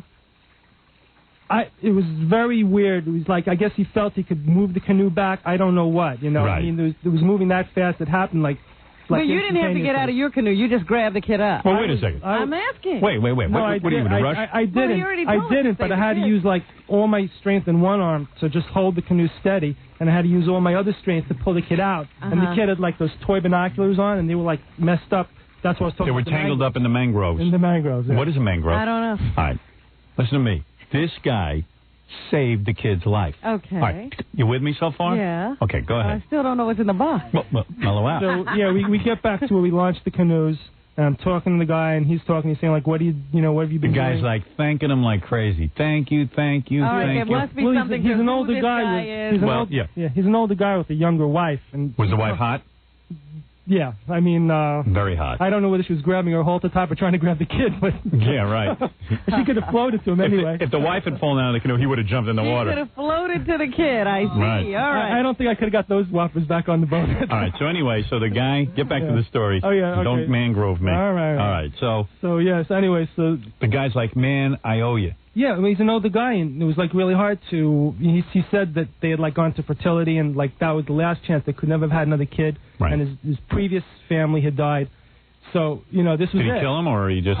did they all go canoeing with him one day? Previous family was killed. I don't know. Right. Whatever. This was his... This is his baby. Last chance. Right. Baby, yeah. All right, go ahead. So, anyway, we were talking. He says, what have you been doing in Sanibel? And I said, you know, I've been watching your E-show, and because I don't have it at home, and that I really loved it. And he said he really loved it, and he was a fan. And he started talking about how he's a fan of the Howard Stern yeah. show. He got into conversation. Yeah. Go ahead. And so anyway, it turns out that he's a big mucky muck. I shouldn't say that. I mean, the guy's a great guy. I don't mean to, you know. No, he's a big muckety muck. Okay. Yeah, that's okay. Or a mucky muck. Yeah, mucky muck, as you say. So anyway, you know what? You big, strong guys are good at saving people, but you're not good at talking. You're going to save anybody with words. All right. A mucky muck. How you say it again? Muckety muck. Muckety muck. Better. Okay, yeah, okay. All right, go ahead. Don't edit me. Go ahead. So anyway, it turns out, you know, the guy owns like a big part of the Emmys. He owns a whole bunch of other stuff. He had like a chauffeur-driven Range Rover. Right. Parked there, beautiful white, brand new Range Rover. Go ahead. And now he works on the Emmys. He owns the Emmys. I think he owns like a huge. I didn't ask for his TRW, but you know. Right. So anyway, he wants to give me some sort of reward, and I didn't want anything, you know, because that's not cool. Well, it would cheap, you know. I mean, if you save someone's life and you would cheapen the act. Yeah. So and my father. I would have taken cash. Yeah. But you know, I guess he's a good guy because he didn't do it with any idea of getting reward. Yeah, I would have done it though. Well, I thought he was like, you know, I mean, I would have before I grabbed the kid, I'd say, "How much you worth? How much is this little monster worth for you?" You would have seen the TRW. Stick face. How much is this worth if I just grab this kid by the head and pull it out? Yeah, you could have an auction, hold him under each time, and yeah, right. Keep dunking him. Get that price up. Yeah, right. What is that? You're worth $3 million. I just want $100,000. Here it goes. What? $50,000? Oh, whoops. Yeah, the kid was like changed. All right. So anyway, yeah. So you tell the guy, hey, you love Howard Stern. Meanwhile, he runs the Emmys or owns the Emmys or something. And I didn't even know that. He's a big fan too. Yeah. Yeah, he loves the show, you know, and all that. Okay, go ahead. So what happened? So anyway, he said he wants to do something for me. And you said to him, how come Howard Stern has never won an Emmy? Exactly, and especially since, you know, I just heard that Penny Crone won one. Yeah. And the only time she's been good is with you anyway. Of course. So it's like, give me a break. I mean, the E! Show has been up for Emmy nomination. They won't even nominate it. They will not even nominate it. And it's such hypocritical crap. They'll give Larry King an award, who sits there and kisses the ass of Marlon Brando. You know, Larry King's embarrassed now the way he handled Marlon Brando. I watched that interview. He didn't have the balls to even say anything to him. He's afraid of Marlon Brando. He's afraid of him, that little suck ass. Well, if Larry King ever dies, they go to Charles Grodin in his place, and he's about just as dull. Well, please, just go back with your story. Sorry. Stop making jokes. Okay. All right, go ahead. So anyway, So you said to the guy, how come Howard Stern has never won an Emmy? Right. I say, how come he hasn't won? And I said, you know, if you guys are smart, you'd give him an Emmy before the Academy Award gives them. At least you could be the first on the bandwagon. I'm telling you, we're going to win Academy Awards for my movie. Yeah, but go ahead. I mean, so anyway, so he says he'll have his driver take me from Fort Myers to Tampa, get me on a plane. I slept last night, and about 10:30, and he said, you go to your work. I'll have a messenger meet you there in the morning, and he'll give you a little something for Howard. And here it is. And here it is, man. Open it up. This is Miami. Am I the best fan or what? Look at that. Wow. I'm king of all fans, right, and Howard? this is a real Emmy. Yeah, it is. Yeah. There it is. Does it say anything? No, we could put on it whatever we want. No, they just got it. You know, it takes. They have to. You know, they said it would take like a couple weeks and to get it engraved. The paperwork, the whole thing. Because Greg got an Emmy. This is the real Emmy. Yeah, I've seen Greg. That's a national Emmy, not some local piece. That's Howard. It's not an F Emmy. It's right. the real Emmy. That's the real Emmy. The real Emmy. I got one. There it is. We got it. It's about time, man. Yeah, I mean, it's not as good as actually getting an Emmy. Right, and getting it on the broadcast. Yeah, right. I want to get up there and yell at everyone. Howard, here's what you have to do because reporters never do their research. Yeah. We'll just leave that in the back. Right. And now every time you get interviewed, people will think you won an Emmy. They won't. And I'll just say, I won the Emmy. Say, his Emmy was sitting, blah, blah, blah, you know. Right. Like Yeah, because like right now they would know, but like 2 years from now they'll forget. Right, they'll just know it's your Emmy. And you know what I'll do? I'll get some dopey reporter in there and tell him, I'm going to tell him I won this Emmy and it was very, she'll go, really? Yeah, and I go, yeah. And it'll end up in a newspaper article. I promise you this will end up in a newspaper article. You did win it, but he didn't tell me what category. Well, I won it for you being a fan and you saving his kid's life. Yeah, that's enough, yeah. Yeah. So here it is, the National Academy of Television Arts and Sciences. Ladies and gentlemen, Miami. Hey, Howard, can I say hello to... Good work. Some of my friends on Prodigy. No, get out of here, man. Okay, goodbye. Who needs you now? I got my Emmy. I just want to say hello to Denise and Jan Michael and Mark Tuft and Eugene Clerkin. Are you on the Prodigy? Yeah, I'm all on the time? Yeah, it's pretty cool. I never tried it out until like you were mentioning it. Yeah. And they have a little Prodigy friends? Yeah, Prodigy buddies there. Prodigy buddies. Well, I think I'm like the Mark. I'm like your market audience. Do you ever go to their loser parties and stuff? You know, I was going to just out of curiosity. You know, they had this one in New Jersey, but all the Prodigy people get together and have little parties. Yeah, I always hear and see that they're having a little. My wife told me she wouldn't sleep with me if I went to one. Your wife what? My wife said she wouldn't sleep with me. She said I was looking less attractive the more I was getting into it. Jackie's wife is now on Prodigy all the time. Oh no! As soon as you get on it, you start on it all the time, and then you burn out on it. Yeah. At first, though, you can't pull anybody away from it. Yeah. Oh, look, I don't want to be like John Travolta and not say hi to my wife, who and say hi to my daughter Jane. Hey, don't your eyes hurt when you're on Prodigy a long time? Oh, they do. My eyes get like totally messed up. I've now cut myself back to like maybe an hour or a half hour Prodigy. I have a 17-inch monitor. You have a big monitor? I got a 20-something-inch monitor. Oh, Jesus. Whatever the size of it is. I'm sitting there like this. You're probably getting radiation poisoning or something. Yeah, my testicles glow in the dark. Well, anyway, thank you for getting me the Emmy. My pleasure. You're a good man. I can't believe that's all you asked for. Did the guy fly you home? Yeah, and he's flying me. I have to leave today because I'm right in the middle of a vacation. I'm taking a day out of the sun for you. Oh, really? Wow. Yeah. He's flying you back? Yeah. All right. That's amazing. He wanted to get on the Howard Stern show, so the guy sent him the Emmy and sent it down. That is incredible. And knowing what a cheap, egotistical asswipe I am, he knew I'd take it. Well, thank you. Okay. What's your name again? Dan Wagner. Dan Wagner, hero and Emmy winner. Yeah, you ought to get to go to the Emmys. My goodness. Yeah, you should have held that guy up for a lot more. I just have one question, Howard. Yeah. Like on a scale of 1 to 10, what was worse, the Ashley Potty story or me with my bogus Emmy? This is fake? This is fake. Oh, we got scammed. Are you kidding us? None of that is true. Greg has one. It's the real thing. Yeah. He told me the same story he told you guys. You guys bought it. Now, where'd you get the Emmy from? I'm a photographer, and, well, I guess I'll be unemployed pretty soon, but I photographed it for the annual report about 5 years ago. Oh, so is this a real Emmy? That's a real Emmy. Oh, it is? Oh, and we they don't never care. asked for it back. You know, it was a freelance, the art director was a freelance art director. He did their annual report. So why didn't you just tell us that story? That would have been funny, too. Well, you know, look. We don't care. I We just need want your an Emmy. advice on this one, Howard. You know, I mean, I think, you know what, we're having really too much coached on. interaction with the listeners. I got a moratorium on it. All right. Instead of John going to beat me up on my way out for this one, They're scamming us left I don't and want to be right. roughed up, you know. You are so annoying, He too. was so annoying. He was believable. Yeah. Well, with the mangroves and everything, you're thinking it's real. Well, I really did. Plenty of times. Did you doubt him at all? Everything. No, I didn't doubt him in a second. Well, everything's true. The mangroves are true. I really was on vacation. I really did just get back, and I was like, But you didn't save anybody's life. no, but Hey, Gary, beat him over the head with his Emmy. Yeah, with the Emmy. don't FM me with that Emmy. Needless to say, we're keeping it. Yeah, we're keeping the Emmy, That's man. fine, man. All You know, they never asked for it back. I think if you have it for like 4 years or so, it's It automatically becomes yours. That's it. Yeah. We're accepting his stolen property. We'll probably all go to jail. All right, but Dan, I assume that's your real name. That's my real name. Thanks for coming in. You scammed us. You certainly did, but we have an Emmy, and we don't care. Hey, look, Howard, you know, I was thinking about being a writer. Like, I submit some ideas for you for some really good stuff. Oh, is he annoying? Let's get him out of here, Gary.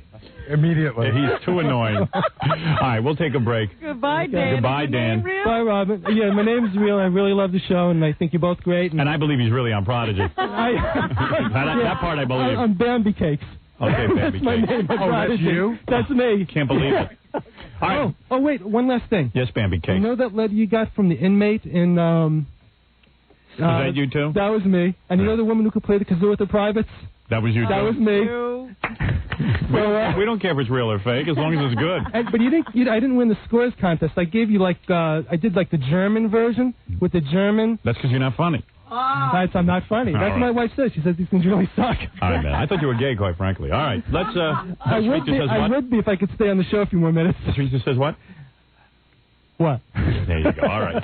We'll be back right after this. More to come when the Howard Stern Show returns in a moment. The Eagle. Our first guest is an enormously popular radio personality here in New York, where he can be heard every morning on K-Rock, WXRK Radio. Ladies and gentlemen, please welcome back Howard Stern. Okay, thank you, Dave. Something must be in the air today. I don't know. Like everyone's dropping by the station trying to get on the air. There's a black dude who's been out there all morning. Mm-hmm. This guy, he was married to a white woman, but I don't mean like just a white woman. He had a white woman who's been in Playboy, the German Playboy. Yeah. Naked beauty pageant. Take a look at this girl. His wife's the second one from the left. Take a look at that. Gorgeous. Wow. She looks like Farrah Fawcett or something. Wow, Bo Derek. Bo Derek. Nice body. Ooh. Let me have that back. I know, you start staring at it. What did he do for a living? I don't know. But now he's all pissed off because she's dumping him. And she's calling the cops on him every minute, he claims, because she keeps screaming that he's like OJ. Oh, and he's saying, hey, how you doing, man? How's my brother? It's a black dude. Old Black Joe. He wants to be known as Black Joe. Okay. Old Black Joe. Old Black Joe? Old Black Joe. You're not that old. What do you got, the dreads going? Yeah, beautiful. Good. Put on your headphones, man. Get me nervous. How's it going? Now, how'd you get... What's on your shirt? What's all over your shirt? I'm wet. I'm so excited and upset. I'm perspiring. Okay, that's cool. I was out Did you here. frisk this guy, Gary? Do it. Do it. Frisk him, man. I was up at 5:30 in the morning coming here to call you. Really? You know, I thought after this happened to me, everything happened just this last 2 days. Totally cold-cocked, totally by surprise. I thought of my family. I had to come back to New York and see my family to help me. Yes. And I thought of Howard. Wow, good for you. Okay. Well, Old Black Joe... Where did he come from? The South. I don't want to say yet because I got to go to court this week. I got to let you know. I don't know what's you want to be happen. cool. You I want have to be be cool. very careful. Right. Okay. All right, now, Old Black Joe, tell me something. What happened to you? You're a black man. You're a dark-skinned black man. Am I correct? Yeah. You are? Yeah. Yeah. All right. What are you doing? He's taking off his shoes. What I'm taking off my shoes. Joe? Why are you doing that, Joe? Black Joe. Old Black Joe, why are you taking... You know, all the people in the South, you know, they have to take off their shoes. And, all right. You know. Oh, Black Joe, do me a favor. Keep your shoes on, will you, please? Old Don't smelly get Black that Joe. You're not going to be here that long. Right, yeah, Joe. Don't get too comfortable. But, Joe, let me understand your problem here. This woman that you were married to is like... How long were you married? She's gorgeous. That's incredible. 10 years. Now, how'd you meet her? How'd you hook up with this beautiful woman? Well, I've been living in 15 countries the last 10 years. I'm going to take my shoes off. Hold on. Yeah. You want to get comfortable? Okay, yeah, let me get comfortable, all right? All right. Now I'm nice and comfortable. Okay, good. Yeah, okay. If you look through those papers there, you'll see that I have personal letters from the last 3 presidents. Yes. Because of I saw your letters from the president. Right. All right. Now, so do me a that's how favor. I met her. I was hanging out in Europe with the kids and stuff, and I was doing a show at a big hotel, and she was doing a modeling show. Okay, and you probably... Did you ever have a white woman before that? I've been traveling in Europe for 15 years. Right, you did. There are a few white women there. Is this brother so good looking, Robin, that you think that But in Europe, he's a novelty. He's a novelty. Okay, understood. Yeah, see, is that what Europe, it was? In Europe, when you walk in Sweden as a black man down the street, the girls run across to you. Because they can't believe it. To touch you. Right, they can't believe it. They've never seen a black man. That's why black guys who go there never come back. Right, they love it there. That's right. All right, so you pick up the Swedish beauty. No, she wasn't Swedish, but a beauty. A beauty. I mean, gorgeous. I mean, I've never seen... You've been in there lamenting that you didn't go over to Europe yourself. Yeah. I should probably go over to Africa and pick up women. Can you imagine me in Africa? All the black women would be touching my skin. Yeah, right. Man, they'd be bending down going Bawana. Right, I'd have the best. So anyway, so you come back to America with this beautiful model, am I correct? Right. And you're living with her. Where do you live? In the South somewhere? Do people give you a hard time? Well, no. When we first came back from Europe, we came straight to New York because that's where my family is. And was your family like, holy cow? Well, my family respected and loved my decision because that's the kind of family I come from. Yeah, and they were also probably like, man, how did he get her? Now ask about what her family thought. Yeah, what did her family think? Where is her family? Yeah, they're dead now.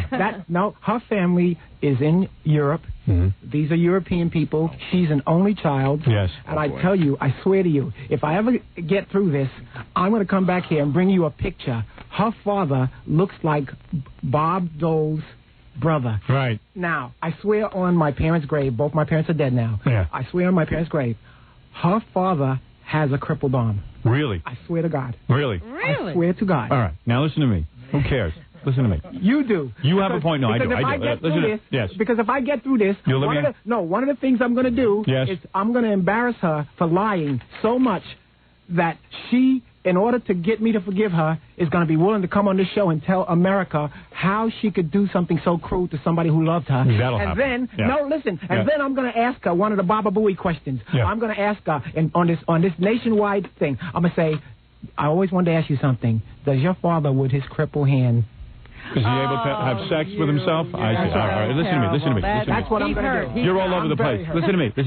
So you're very black. You're black as night. Am I correct? Old Black Joe. Yeah. There's no white in you. You're as black as they come. There's white in every American Negro. Understood. White man created us. Right. Exactly. And we're now mad at you. Right. Never going to forgive you. That's right. Right. Now let me understand something.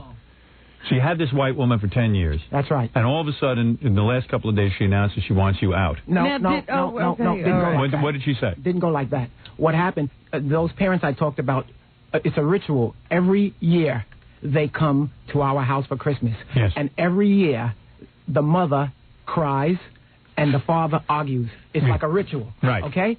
And finally, this past year, I said, I can't deal with it anymore. Right. You divorced her. No. Her way of dealing with it was, I know it, they are racist, but they have changed. Mm. And my question to her was, how have they changed? How do you know? Right. And her answer was, well, last year they went on a tourist vacation to Egypt. I see. That's okay. Now look, so obviously there was strain in the family. Whatever the reason is, the two of you and your wife broke up.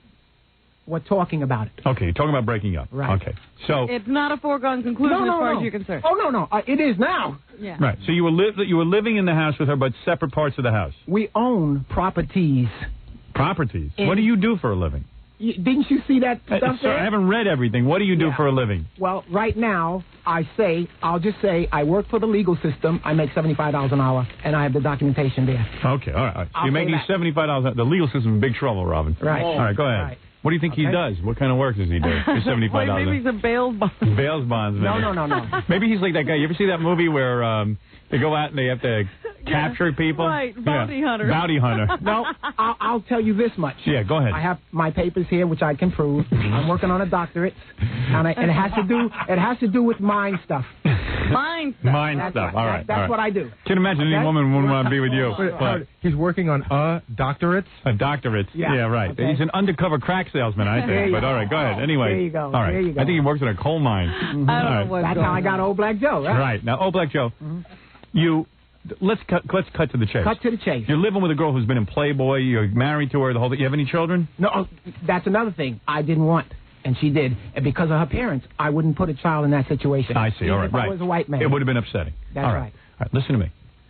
So after 10 years of marriage, for whatever reason, the two of you break up. You're living with a Playboy caliber woman. Breaking up. Right. Breaking up. Now, she called the cops on you the other night? No. Here. Thursday. Yes. We were having a meeting with the attorneys to do the final. You understand this guy's premise. He says that ever since O.J., a black man cannot live with a white woman. No, I didn't say that. White woman I didn't say that. To break up with him, I guess you're in trouble. I didn't say that. Right. I didn't say that. That's not what I said. Go ahead. What I meant. Let me say. So we were going to the attorney to do a closing on one of the sales of our properties because now, when you break up, dividing your assets. Exactly. Yeah. Dividing your assets. And I explained to her a long time ago, hey, listen, if I was Howard and I had $20 million in the bank and my wife just met me a year ago, it's half. It's half, right? Unless you have a prenuptial. That's right. Right. So a half an hour before we go to the attorneys to sign the final papers for the sale, yes, she presents me with a document saying she wants the majority control of the money that we get. Do you have big assets? I mean, do you have a lot of money? How much are you worth? No. Be honest. No, be honest with Let's me. stay on the subject. Now, how much are you worth? Let's stay on the subject. How much are you worth? My weight in gold. Now, how much are you worth? Are you a millionaire? No, I'm not going to. Don't. Are you a millionaire? I'm not going to say. Are you hiding your assets now? No, I'm not going to say. I'm going to say anything. All right. So anyway, so she presents you with a piece of paper. And you I say, said, so cut to the chase. I said I wouldn't do it, and she said, then I'm not going to go to the final closing. And she walked out of the house. Okay. This was 12:30. Go ahead. I went back to court to do my business and stuff, came home. We have a double apartment that we live in. Yes. I kept my room. She kept her room. Fine. So I go to bed. No sex. When's the last time you had sex? With her? Yes. Almost 8 months. 8 months? Yeah. Right. I mean, it wasn't fair. I knew. If I didn't want to have children with her, I could understand she's upset. Fine. So I'm not going to be bumping her every night. I'm not going to do that. All right, good. Okay? Right. So Does she still look good? She's a fox. She's a fox. Super fox. Okay? Go ahead, yes. So I go to bed. How come he's got a Playboy model at home and I don't? I don't know. I go to bed. That's what pisses me off. I go to bed. I hope the cops rough you up. You should have been arrested. Yeah, right. Cops ought to beat you. 3 o'clock. Yeah, go ahead. 3 o'clock in the morning. I'm sleeping. Why am I talking to him? Why don't I get her on the show? I know. I need him. I get a bang on the door. Go ahead. And, my wife, when she comes in my room, she doesn't bang or knock, but I'm dead asleep. Right. Who is it, the cops? I said, come in. Go ahead. And I hear a man's voice say, you open the door. And I jump up. Say the S word, my brother. All right. Don't say the S word. So cops come running in. Right. They come attacking you in the bedroom. Right. Go ahead. You deserved it so far. Go ahead, yes. I said, what's going on? What the hell's going on? Right. And they hand me this injunction that I gave you. Yes. And it says that I threatened to kill her parents. These people don't speak English and live in another country. I'm going to get on a plane and go there and kill her because I'm mad at her. And said that O.J. killed for less. I still don't understand what the hell. All right, so they claim that you said to your wife, O.J. killed for less. Yeah. And now everyone thinks they figure you're going to pull an O.J. Yeah. Right. Now you're claiming you never said these things. Not only did I never say it. Right. I work every day with people who got emotional problems. That's my business. That's what I believe do. that. I believe that. And to even think that you drink or do drugs? Never. Never been arrested. And you work with people? I grew up in ABC City. Really? Never been arrested, never snorted coke, never smoked a joint in my life. Really? Okay?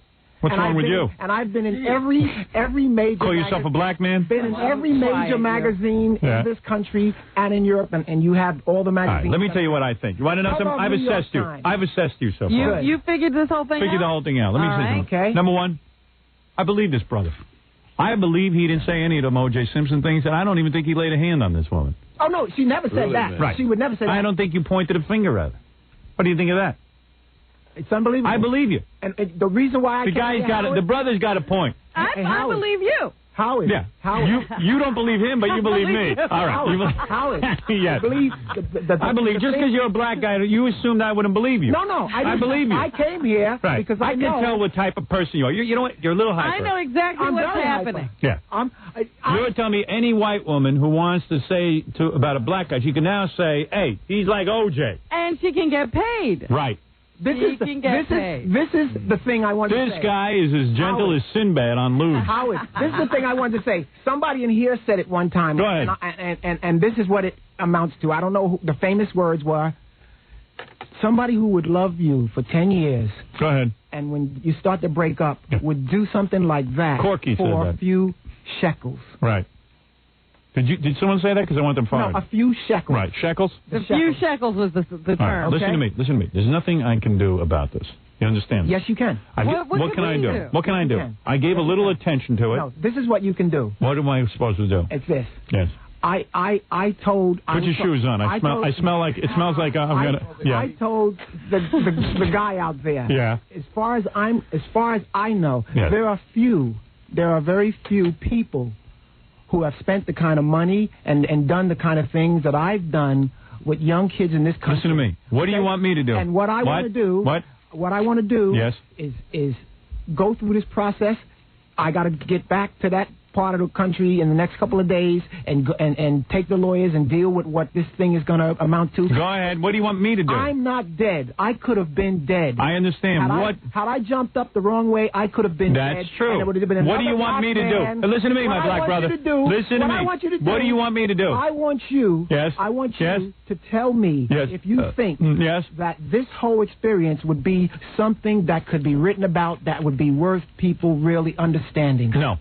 You don't? Absolutely not. Okay, because I think... You're thinking that it's a book. You just asked me if you think there's a book in this. I said no, and you're still going to do it, aren't you? I'm gonna. So then why did you bother me? Why are you asking me? Because I wanted to have everybody hear you say no. So if the publisher starts calling, I'll be back here in 6 months or a year saying, I'll make you this deal. If I hear from a publisher that wants your story, call me. I will call you. Is that fair enough?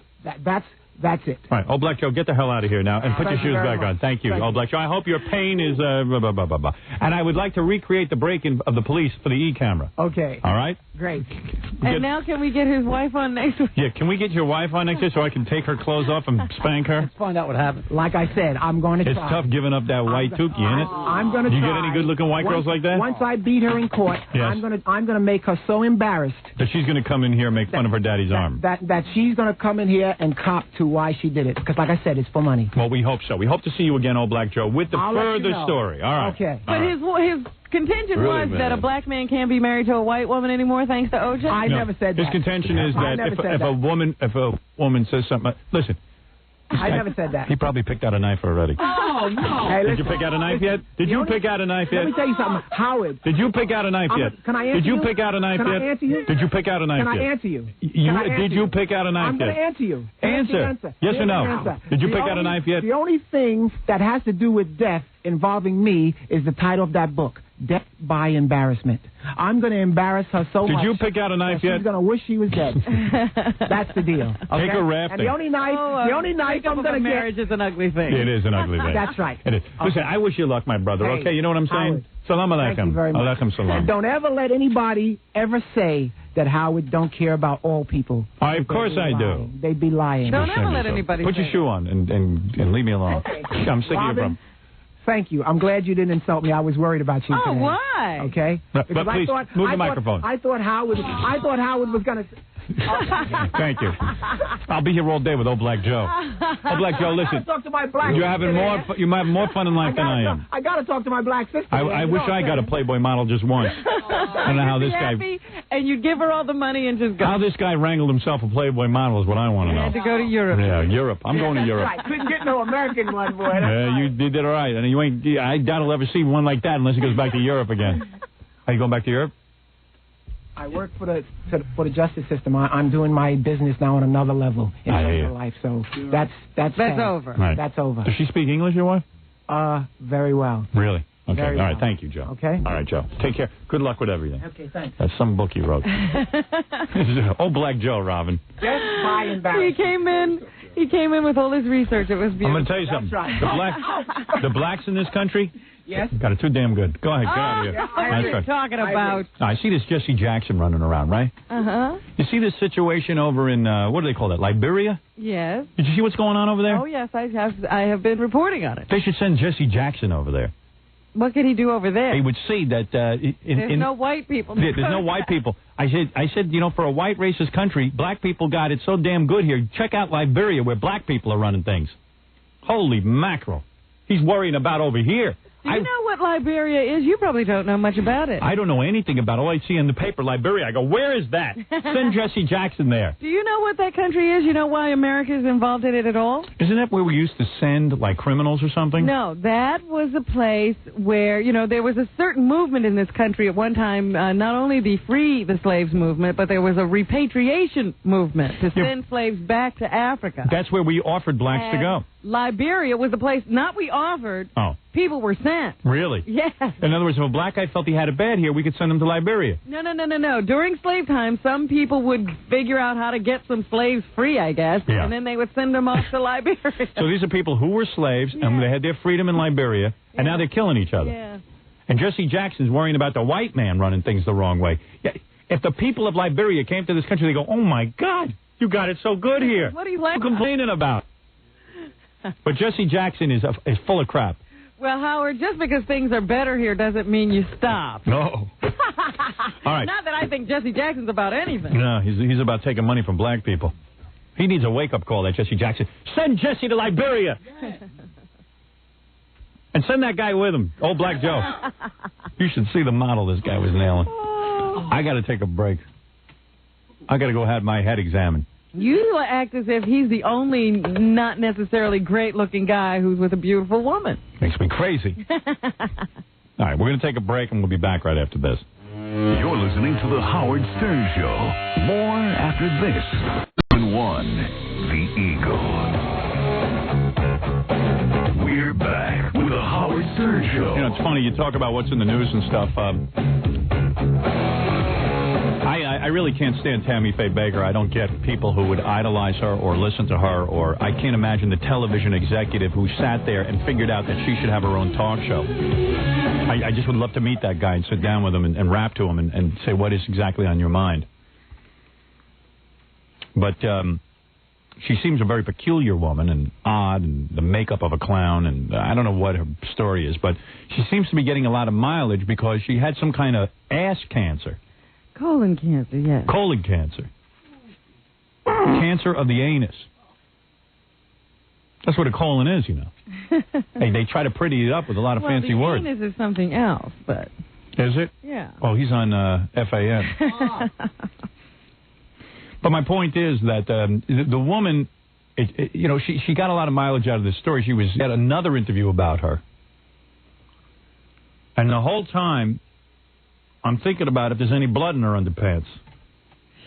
And then they show clips of her on these various shows that she did, you know, with Jim J. Bullock. This talk show she had. And each outfit, they had her once in a pink pantsuit. I'm sitting there going, I wonder if there's blood in her underpants right now. I'm sure she probably wore something. Because she's hideous to look at now. Not only is she hideous to look at, I'm sitting there and going, I wonder if there's blood in her underpants. And I don't want to think about it. So I wish Would you please stop doing these interviews? Right. That's what I'm asking for. That's the point of the story. That's what I'm trying to say. Oh, dear. It's unbelievable. I'm buying a new computer. Yeah? Give me your old one. No, I'm not selling this one. I'm getting getting something called the 704 SMP. What's that? This here is the most powerful computer. I just can't get my hands on it. Is it a laptop as well? No. This is a whole thing. What do you need it for? To make my system faster. I need speed. Constantly making your system faster. Computers are no good unless they're fast. I'll tell you why. You can't be tapping your finger waiting for information, for data. And that's all. This has got, you could put in 1 to 4 166 megahertz Pentium Pro processors. You understand? No. Jackie, you understand that? I got it. You don't have it. I got 166. Yeah, but you don't have a 704 SMP. They're not even out on the market yet. Why, if he's got the same Pentium processors, does it make a difference? I don't know. But I know it's not out yet, and I know it's 10 times faster than what he's got. And what does he need to be so fast? Oh, yeah, so he can edit those dumb jokes of his.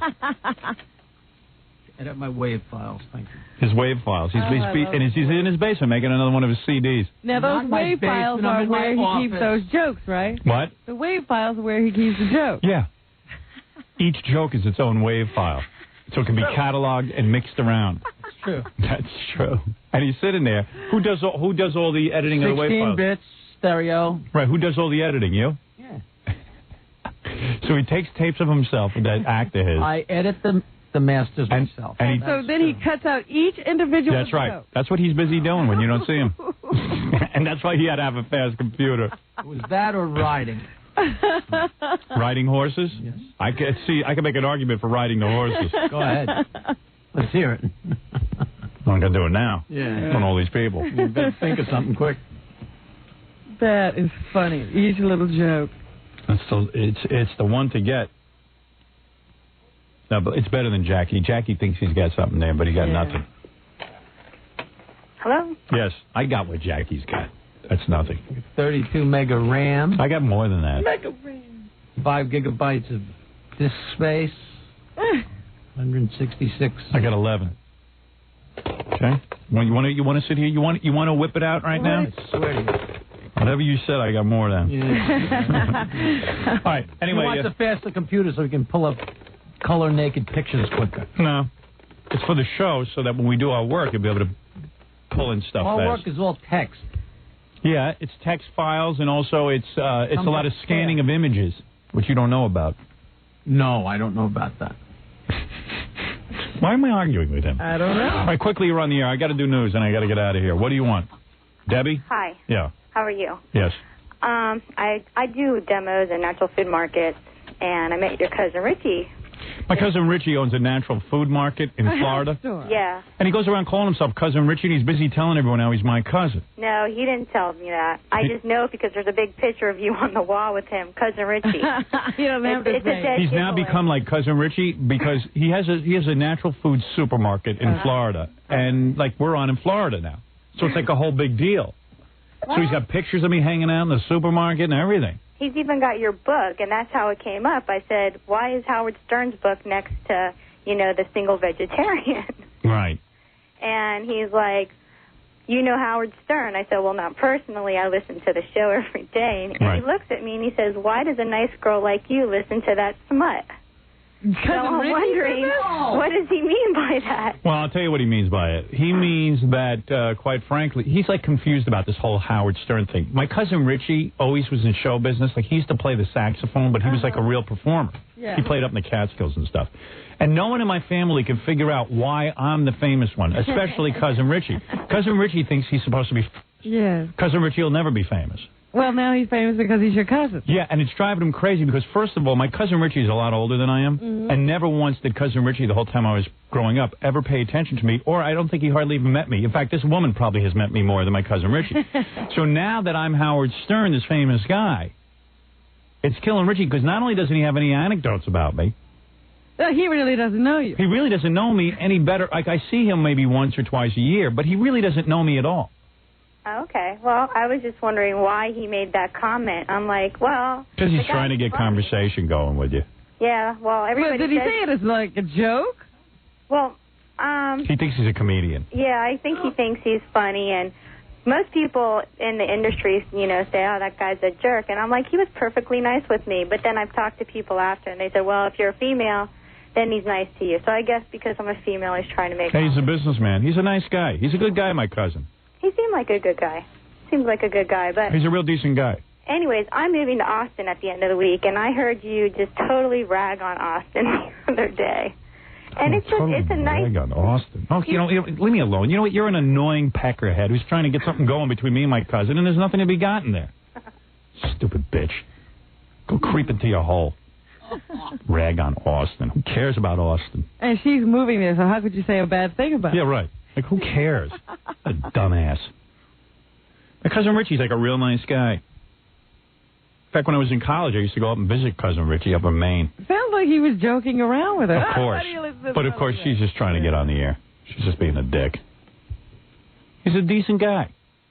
And he's probably a businessman who's got to run a supermarket full of adults who he's got to sit there and, and everyone's evaluating whether he's a nice guy or not.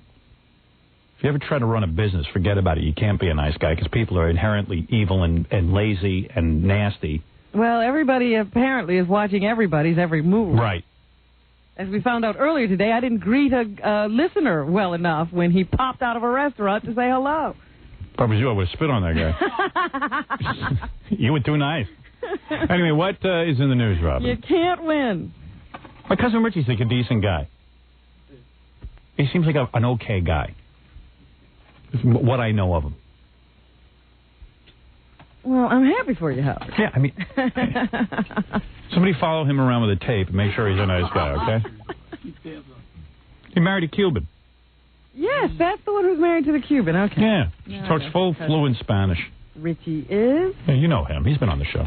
Yes, I just, I have trouble keeping track of your family. I'm not really a member, Howard, so I'll tell you the truth. I can't tell who won from. I hardly know my family.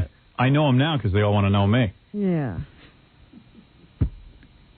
I used to be banned from family reunions before I got you famous. Made a name for Yeah, yourself. now everybody loves me. But Cousin Richie was always nice to me. Well, here's a shocker. You think you're a shock jock. Louis Farrakhan now says he has Jewish ancestors? I believe that. He thinks his father's ancestors, who were white Portuguese, were members of the Jewish community, he said. Who cares? It's interesting how he puts things. They weren't just Jews, they were members of the Jewish community. Yeah. So, I don't know why he says these things. I don't know what possesses him, but... That way he can, does he have syphilis? Yeah, there's got to be There's something wrong with this guy. He thinks that that's going to make everything he says okay, because now he's Jewish. So, yeah, he made that statement, I guess, the other day, and now everybody's got to comment on that. So It's cool, because if you're Jewish, you can make fun of yourself, so what's the big deal? But I don't know that he was saying it for that. I don't know what he means by it. Nobody knows what he means. But anyway, here are a few people who are commenting on it. Here's Abraham Foxman, who is from the Anti-Defamation League. You know, they've always had some problems with Louis Farrakhan, and now that he said he's Jewish, they're like, what does that mean? We're happy to welcome him. That's what Abraham Foxman's going to say. Certainly, the African-American agenda in this country has serious issues of crisis. The quality of life and crime and family and opportunity. Why doesn't he get off the subject of Jews? And he's like, why is he constantly talking about Jews? Yeah, worry about Liberia. Go over there where it's all black run. You can go over there and see what's going on there. You know what the problem is? There's no money there. Oh, how? How can you raise money in Liberia? Are you trying to say... Yeah, I'm trying to say that... Farrakhan only goes to places that he can get money? Yeah, he gets money from guilty white people, self-hating white people, and then he gets money from poor black people who think that somehow he's going to help them. And then he gets money from Colonel Gaddafi. For some reason has a whole agenda with this country. What self-hating white people are giving him money? I don't know who's giving him money. Here's what's going on in Liberia. Ready? Wait a minute. No, I have to finish my Farrakhan thing. Here is Conrad Muhammad. I guess he's a member of the Nation of Islam, commenting on Mr. Farrakhan's announcement today that his ancestors could have been Portuguese. And Jewish. And Jewish, yes. You can criticize everyone else and the scoundrel element of everyone else, but when you criticize the scoundrels amongst Jewish people, you are brushed with the broad brush of being anti-Semitic. Scoundrels. What have those people done to them? Well, if you're talking about specific people, that's one thing. But if you say the Jews did this to me, I think that's kind of anti-Semitic, wouldn't you say? Yeah, I would say so. Here's Conrad Muhammad again. And that would be consistent with what he has said, that there was a Jewish involvement in the slave trade. So I don't see it as ironic. In fact, I think if it is true, then it certainly makes his point. Amazing how the Jews have now started the slave trade. That's amazing. You know, it doesn't really matter. Yeah. There were slaves. There were people who owned them. People who had money owned them. End of story. Hey, whack jobs. I think that helps you raise money by screaming about everybody. I don't think Jews particularly got together and said, let's make slaves of the blacks. They say, hey, that's what's going. Let's get on the train. Right. But anyway, so Louis Farrakhan continues to fascinate and titillate. You wanted to talk about Liberia?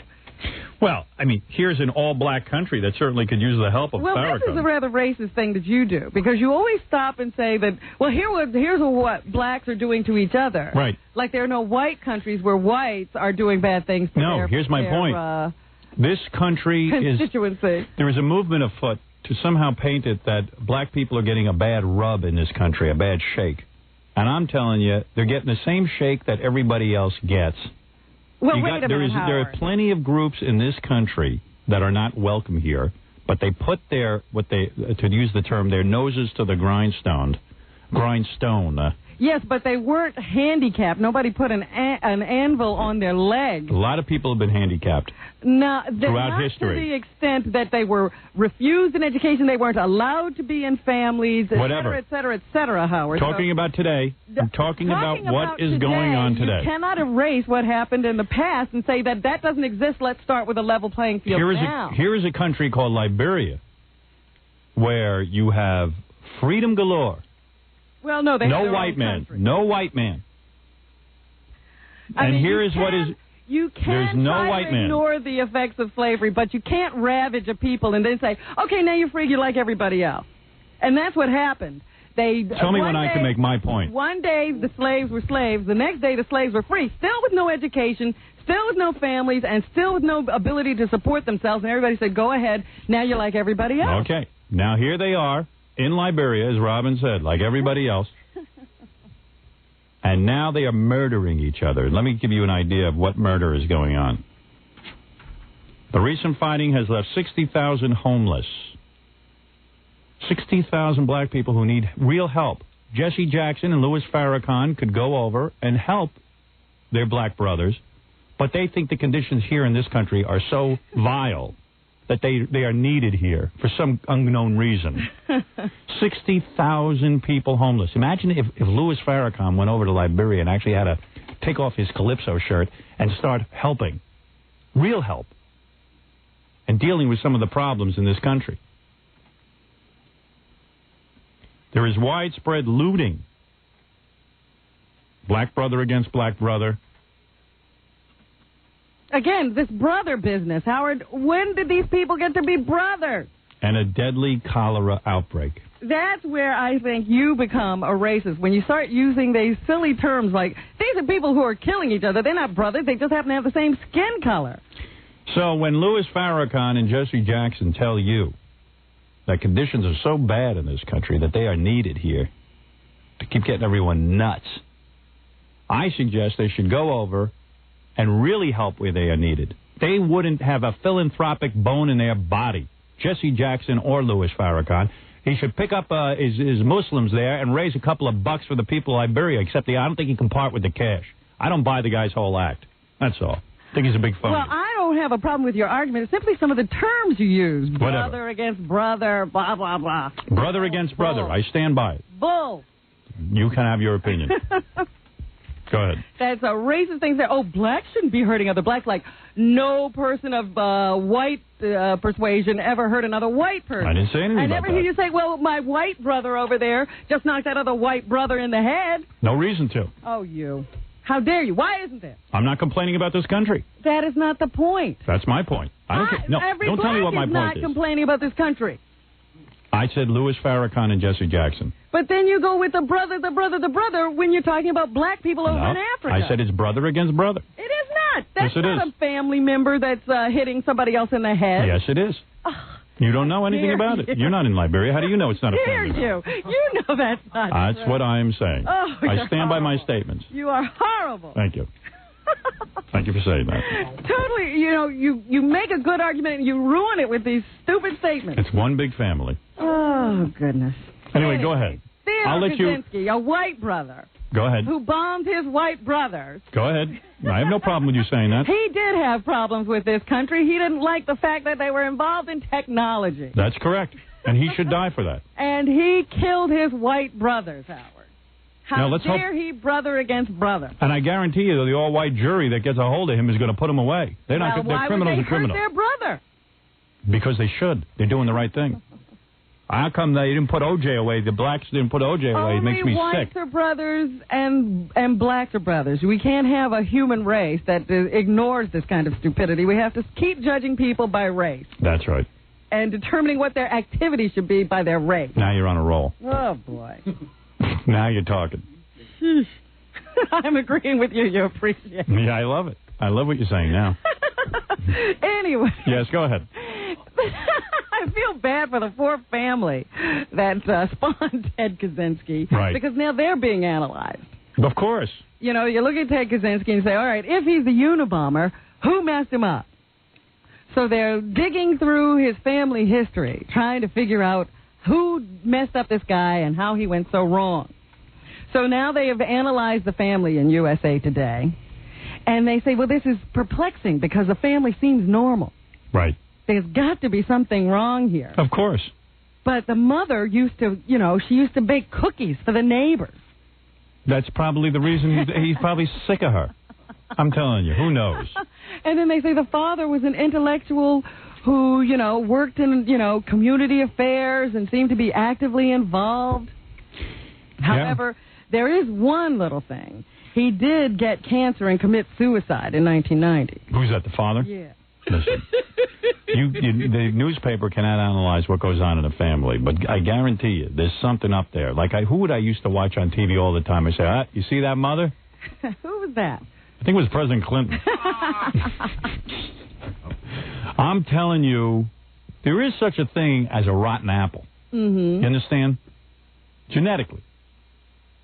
There is the rotten apple syndrome. The kid who can't get it all straight. Yes, as a matter of fact, they put somebody to death. Where was he? In Delaware over the weekend, and they said this was a real rotten apple. His episodes of violence go back to toddlerhood. So yes. This guy went bad right from the very beginning. I know of a family of 4 brothers. Honest to God, this is true. 3 of the brothers are big successes in every sense of the word. They're great humanitarians. They donate to charity. They have families. They don't cheat on their wives. For the most part, what I know about them, they are pretty decent Americans. Don't bother anybody, et cetera, et cetera. They had one brother completely loser. There's no explanation. Religious family, the whole thing. Loser. Couldn't handle life. Couldn't handle it. What did he do? He cracked up. Oh, he was a mental case? Worse. He was bad.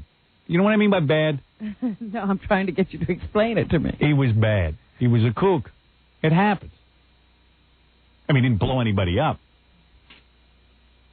But he was involved in crime, the whole thing. Uh-huh. That's all. He's in jail now. He's in jail. There's no explanation for it sometimes. So you can say, you're trying to say that this Ted Kaczynski, he might have been just a bad seed? That's right. Listen, you never know what's going to happen. It's like you could have a family of 3 brothers.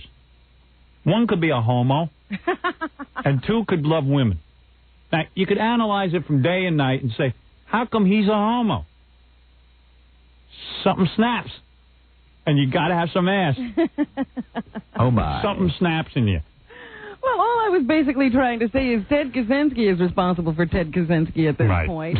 Stop peering into this poor family's life, trying to figure out where they... You'll never know. Yeah, you'll never know anyway. You'll never know. It's the way a kid perceives things.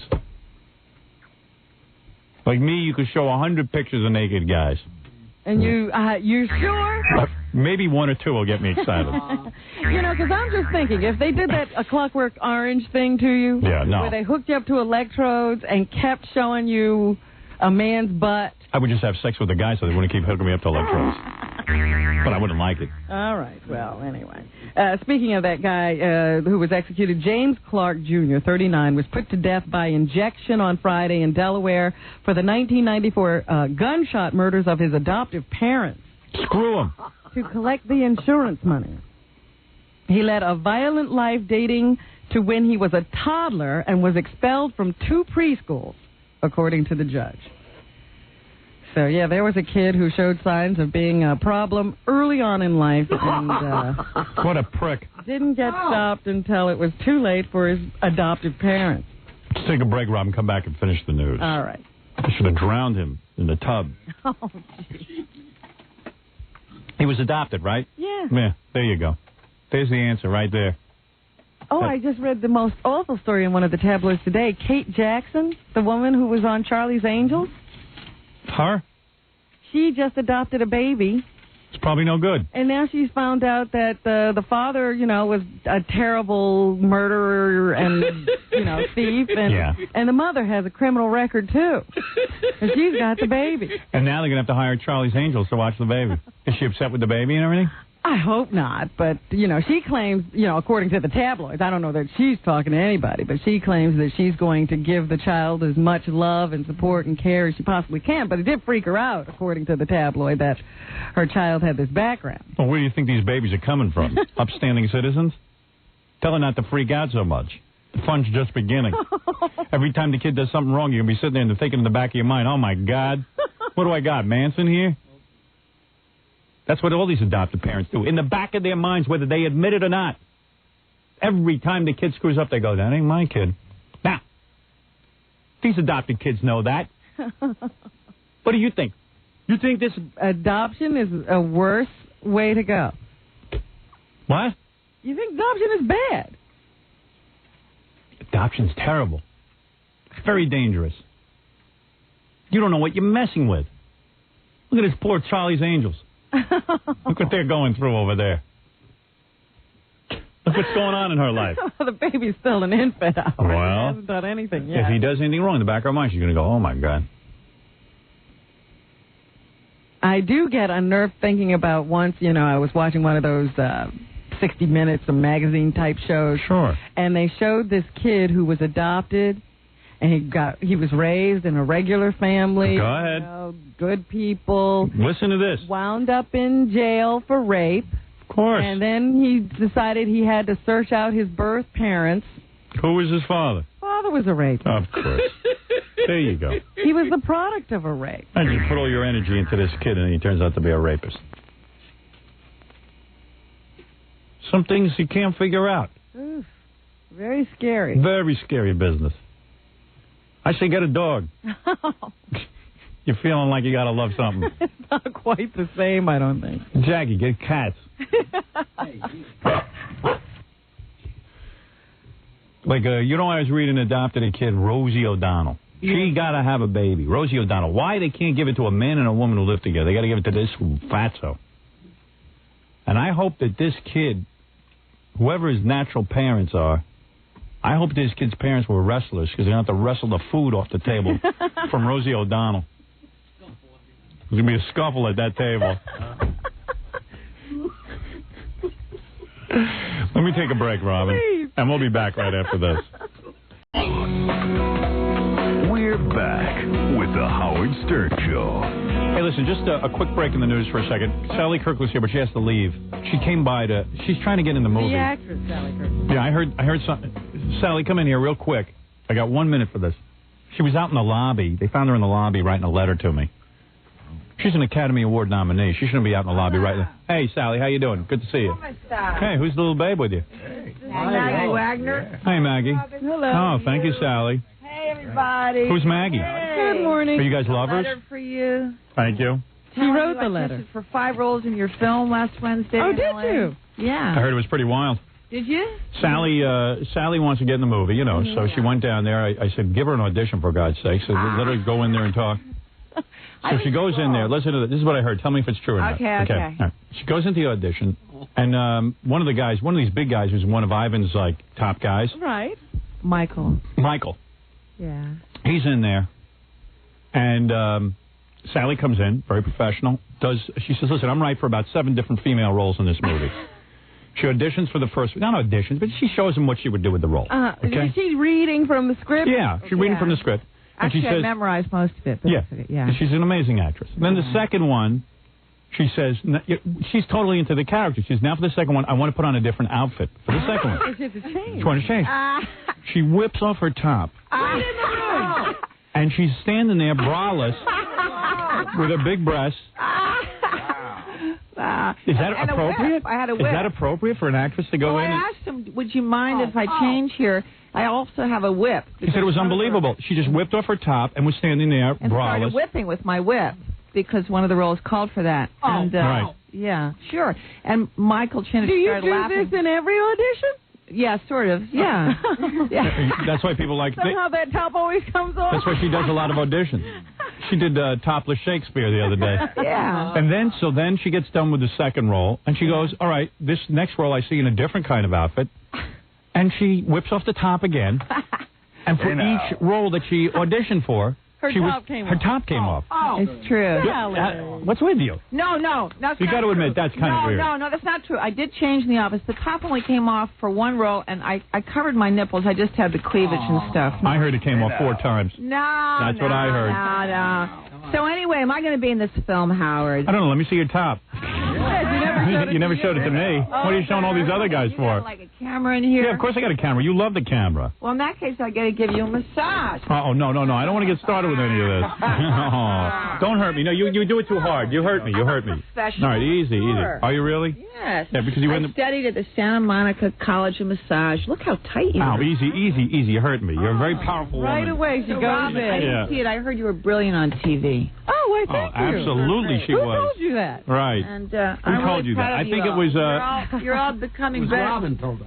No, it wasn't Robin. Who told you that? My girlfriend and Maggie Wagner here saw it. Oh, yeah? Wow. You two ever get it on, you and Maggie? Yeah. Is Maggie an actress? She was Maggie- in Anna with me in high school. Maggie's an actress, and she appears to be Sally's protege, and I guess she's some famous guy's niece. Yeah, Oh, yeah? Mark Rydell. He's Who's a that? movie director. Mark Rydell. Never heard of him. Did Golden Pond. He did Golden Pond? He did I didn't like that movie. He did. Fried green tomatoes? No. No, he did. With what's her face? He did The Rose. He did The Rose. Who's that, your father? My uncle. Oh, your uncle. Yeah, that'll do you a lot of good. You know who, one of the DJs here, his uncle is Francis Ford Coppola. Really? He's still a DJ. Does you no good. Where's the puppet I made love to? You're hurting me. No. Yeah, be gentle, will you? Be gentle. Oh, easy, baby. I won't be giving you a massage on the set either. Yeah, right. You've gotten so establishment. What do you think? You think I've gotten a little thinner? You did get thinner. All right. Thank you. All right. So, here we are again. All right, Sally. So anyway, I got you the audition. What's in the letter? What was she writing to you in the letter? Hey, look at Sally. It says, Dear Howard, here are flowers for you to bring home to Allison, or if you don't want to do that, give them to Robin. I tested for, and then it names all the characters. I'm not allowed to say that on the air, right? Michael Chenish via Phyllis Huffman. You told me to call Phyllis. I did. She was great. Right. Plus, I left a tape of 3 clips of shows with you, including WOR, The Gabasa Queen, and interviewing you on Channel 13. Right. Also, comedy clips, plus a demo reel and Anna. And I'm hoping Michael... You left Anna there for them? Yes. I'm hoping they'll really show it to Ivan, and he or Michael or Phyllis got it back to New York for you and Betty Thomas. Good. All right, so there you go. The letter is boring, is what you say. Oh. I'm just kidding. I'm kidding with you. No, you're going to make us history together. All right, baby. Listen, Darling. all right, give me a kiss. Okay, good. She's in love with me. But I'm in love with you and all of your dear loved ones here, and Allison and my little Let me godchild. ask Sally, because I know this came up in your audition. You know, you were auditioning for the role of Allison, and you were reading with... No. Oh, earlier. Howard was working You're with right. some actresses. I want to ask you a question, Sally. Okay. Howard was auditioning with some actresses, and, they were doing pretty well in the scene. There you go. You kiss on the audition, absolutely. Do whatever it takes if you want the part. Right, baby. See. Yeah. All right, now, Sally, go ahead. I know you got to... Come on. Okay, Get yeah. up. I have to leave for the airport She in has 5 somewhere to minutes. go. All right, How far Sally. has she gone for a part? Have you ever had sex during the audition? In my earlier years. Have you slept with directors and stuff to get a part? Be honest. When I was her age. When I was You did? younger. You're 18. You did? No. You slept with directors to get parts? Really? A couple, yeah. No kidding. Yeah. And it paid off? I mean, you got the role? Yeah. I mean, but... You would do anything for a role, right? No, nowadays with AIDS, I'm not sure I would, Yeah, well, with me you would. Yeah, well, Right. I have Allison's permission. Maybe the 2 of you together. Really? Yeah. Yeah, she'll pretty much go all out for a role. She's a good girl. This is a woman who loves to act. She loves acting. Do anything. Yeah, she'd love to act. She'd do anything for a role. No, not for a role. For a role with you. Right, understood. All right, give me a hug goodbye. Come on. Oh. No. So, Allison, if you're home listening, love to you and love to the other Allison, love to Nancy, love to all the wives. Right. And so much I tell you, love she's an to- erotic woman. I'm sitting here aroused. Yeah. No, I remember all our I feel like a woman. I think I'm being molested. I think you are. Oh, rock me, mommy. We did have another lifetime together. Remember? Yes, we did. We yes, were I married do. in another lifetime. We sure were, and you I were was good. the guy and you were the woman. That's right. Is that true? Oh, yeah, she is a strong woman, Think Sally of me on Kirkland. United Airlines. All right, Sally, have a good trip back. Bye, Howard. She's a good girl. Nice meeting you. Say hello to your uncle. I'm thinking of doing a film with him. Really? I'm thinking about, her uncle and I are talking. What is that outfit Sally has on? One leg is up, the other's down. What's with your outfit, Sally? Why is one leg up and one leg down? No, I was feeling myself when I was sitting. Oh, okay. All right, take care, Sally. The woman's in deep trouble. They said it was a pretty wild audition. She started whipping her clothes off. I guess so.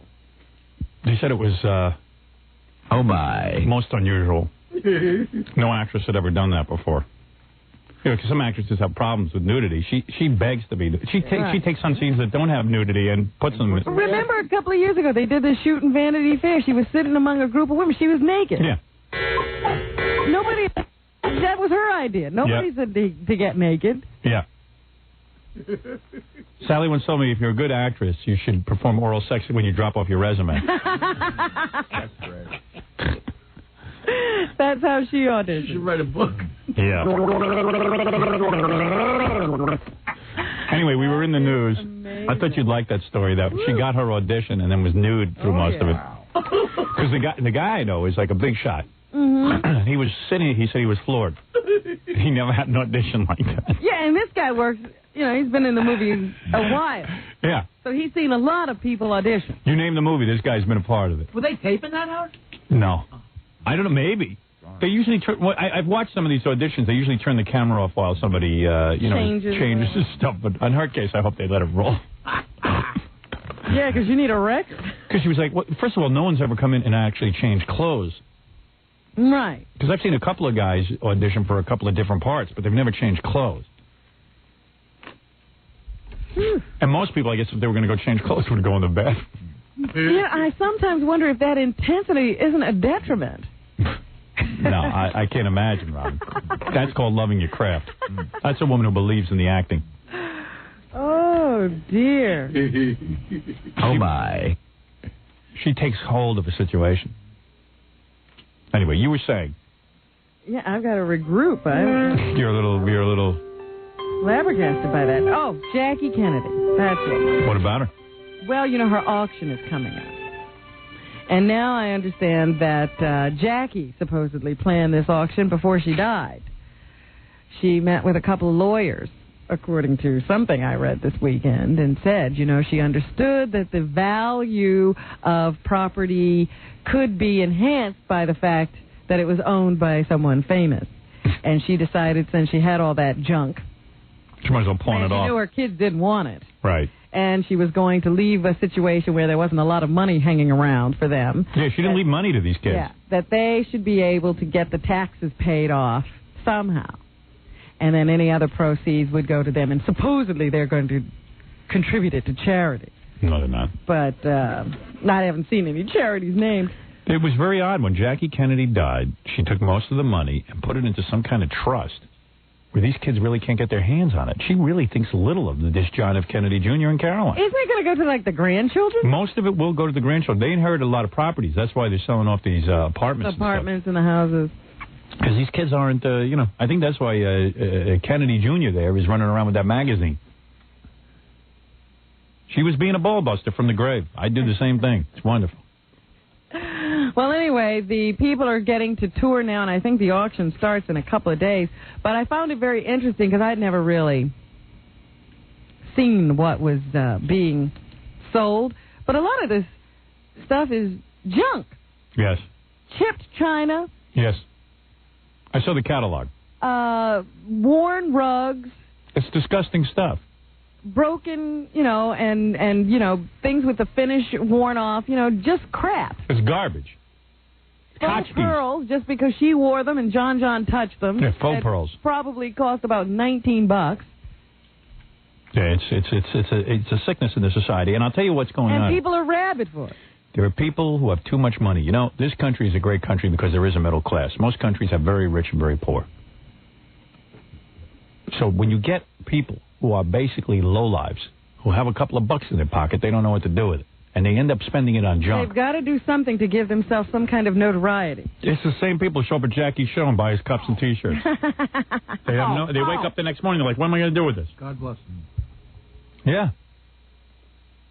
I got a Jackie the Joke Man mug and 16 T-shirts.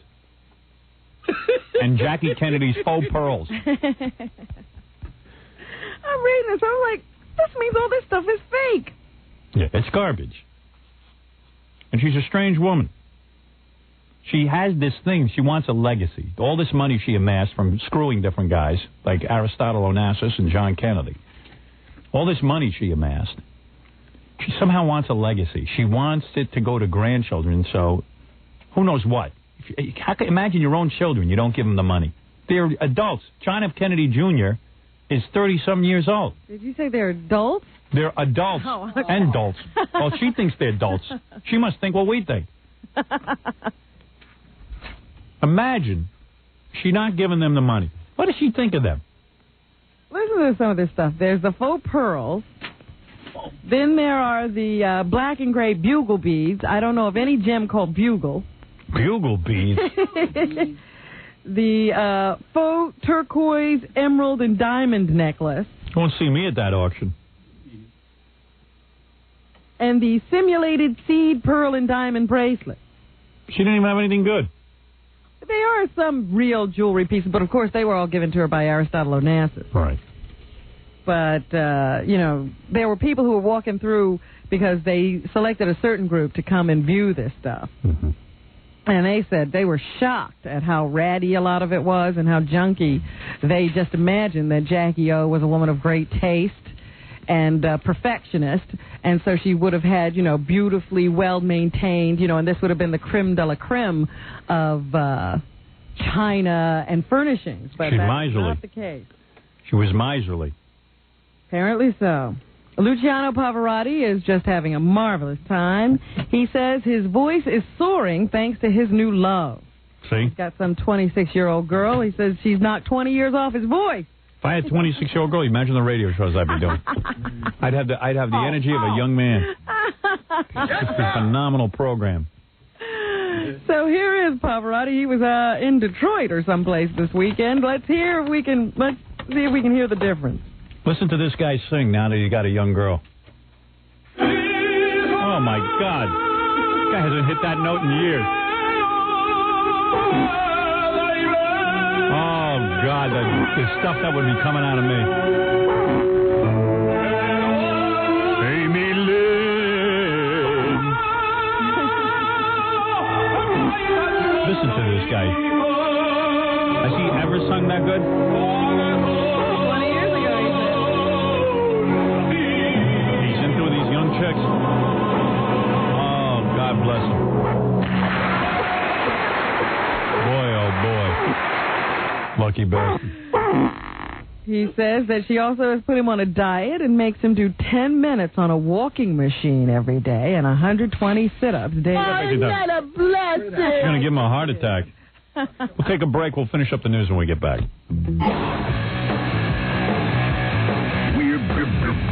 We're back with the Howard Stern Show.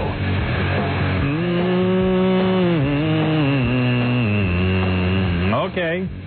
Robin, let's do the rest of the news. Yeah, wrap it up here. Okay. Tanya Harding has gotten a restraining order against her latest husband, Michael Smith. I announced to you last week that marriage had broken up. Tanya says she decided to end the marriage because he didn't marry her for love. He married her for a meal ticket. Which one is she again? The one with the knees or the one who got banged in the she was the one she was the bangee, not the banger. Oh. She paid the guy. And she says her husband's after her for her money. She's got no money. Well, you got to figure who she's marrying, Hal. Police. The Queen of England, Queen Elizabeth, is Loudmouth. 70 years old. She's a loudmouth. Her birthday was on Sunday. Neither Princess Fergie or Princess Di was at the dinner arranged by Prince Edward to celebrate. She's a selfish woman, this Queen Mother. She should really step aside and let Charles have a king. Well, she is not the Queen Mother. What is she? She is the Queen. The Queen, I mean. She should really, she should step aside. Let our son have a couple of minutes at the king. There's nothing to do anyway. What's he going to be doing different? Please. Police. Police. I mean, really, what do they do? Let him spread his ears. It'll basically be the same thing that changes title. Well, come on. It'd be exciting for England. It's a coronation of sorts. Well, yeah, and she'd get to see it. Right. Instead, she's going to hold on to the end. It's not right. Well, she likes being queen. Yeah. Well, poor Beth. Would you step aside for your children? Yes. At this point, yes. If I was 70-some-odd years old, I'd say yes. Howard, you've never been there. How can you answer the question? I know I would. I see in the paper today that they say Robert Morton, the former producer of Late Night with David Letterman, was seen leaving a restaurant with Judith Regan of Regan Books. Hey, now. Well, obviously, either there's two things going on. One, either Judith's doing the guy, which I couldn't believe, because now Morty looks like Morty again now that he's not Letterman's producer. Or it's obvious Morty's getting ready to rat on Letterman. Really, you think? Oh, it'd be a great book. I'm sure Judith's up there. I'm the only one who can do it. I wrote Howard's book. That's what she tells everyone whenever she tries to sign him. He didn't really write it. I wrote it. She says that? No, but I think she's trying to convince him. She's trying to convince him. But I got a feeling she's trying to convince him to write a book. You don't know that he's going to. It would be a big book. Oh, I would love to read that. If he came clean and really said what he knew, I'd buy it. Wouldn't even have to send me a free copy. I'd buy it. I'm fascinated by that stuff. I would read it. Yeah, I know you would. Oh, boy, I would be stuck on every page. And we don't even read books. I'd have to be the first one in line to get that one. I pay for it chapter at a time. What do you think of that? I would love to. Write a chapter, send it out. Serialize it. Serialize it. So my guess is that Judith is out there. Now that Judith's an editor again, she sees she's not a TV star. She's giving that up? My editor, I got a hold of her right away. The whole book I'm doing with her, she's busy. I can't get her on the phone. She's busy being a TV star. Doing a pilot. Right. Well, anyway, this was the anniversary, of course, this weekend of the Branch Davidian fire. So there were a bunch of people who got together down there at the site to, I don't know what they were doing, but here's David Hall from the Association of Conservatives of Texas. Oh, that sounds important. Yahoos.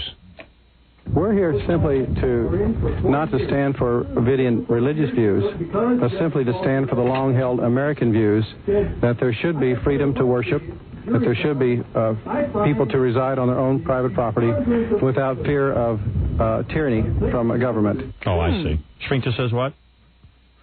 So if you're abusing children and starving people... We can't step in. And you say do it in the name of religion, there's nothing that the government should do about it. Wackos. Bob Grant spent the weekend up at the Nevele. He apparently used to rent himself out on the weekends to go do some kind of appearances. Talk about a guy who's way too much in love with his job. It was pretty funny because I was reading about this. You know, like they have all kinds of activities. You know, the families go up and they can have a picnic and they can play games and they can meet Bob Grant. Yeah, they hang out with Bob Grant, the radio guy. That's really weird. I've never gotten into that, thank God, in my career where I had to go hang out with the listeners for a weekend in the Catskills. So anyway, he was up there and he's now apologizing about everything. What's the matter with him? You know, he lost his job at WABC last week because of some comments he made about Secretary of Commerce Ron Brown after his plane went down over in Bosnia. And now he's saying that a lot of what he did on the radio was just shtick. Well, I told you that, right? Yeah, but, I mean, either you're doing it or you're not. I know. I don't know what he's apologizing for. What, because he said he wishes that Ron Brown wouldn't live? Not only that. I mean, now he's saying whenever I used to say to people, get out of my country, that was just a shtick. And, you know, he's trying to make up for everything. It's, again, that flip he sometimes does when people say, Bob, you went too far, he becomes a liberal again. Yeah, right. I told you. Whenever he gets fired, he becomes liberal. I told you that. Remember I was telling you about that? Absolutely. Yeah, Here he is doing it again. Yeah. Someone better put him back on the air before he apologizes away his whole career. So anyway, yeah, he's trying to make amends, and he says that he'd love to return to radio. This time he's saying he might give up all of his intellectual pursuits and just be a comedian because, you know, people took him too seriously, I guess. He has 3 separate resumes. Bob Grant conservative, Bob Grant liberal, and Bob Grant comedian. Flips him over. He's a well-rounded performer. Stop apologizing. It's over, Johnny. Right. The man who became known as the nation's worst deadbeat dad has taken a job selling Avon. He's doing quite well, I hear. Yeah, he's the Avon lady. Yep. I hear Avon wants to fire him now. Did you read that? No. They're thinking about it. The guy, the world's deadbeat dad. World's worst deadbeat dad. Yeah, he was on our show, this guy. So you start to wonder, how's he going to make a living? Because he's like the world's most famous deadbeat dad. Yeah. So he figured, okay, I'll do mail order. Like, he got a hold of his Avon, and he got the products, and he goes door to door. Some flyers. Yeah, I mean, it's not like he's a wealthy guy. So he's been selling Avon. So now the paper's got a hold of it.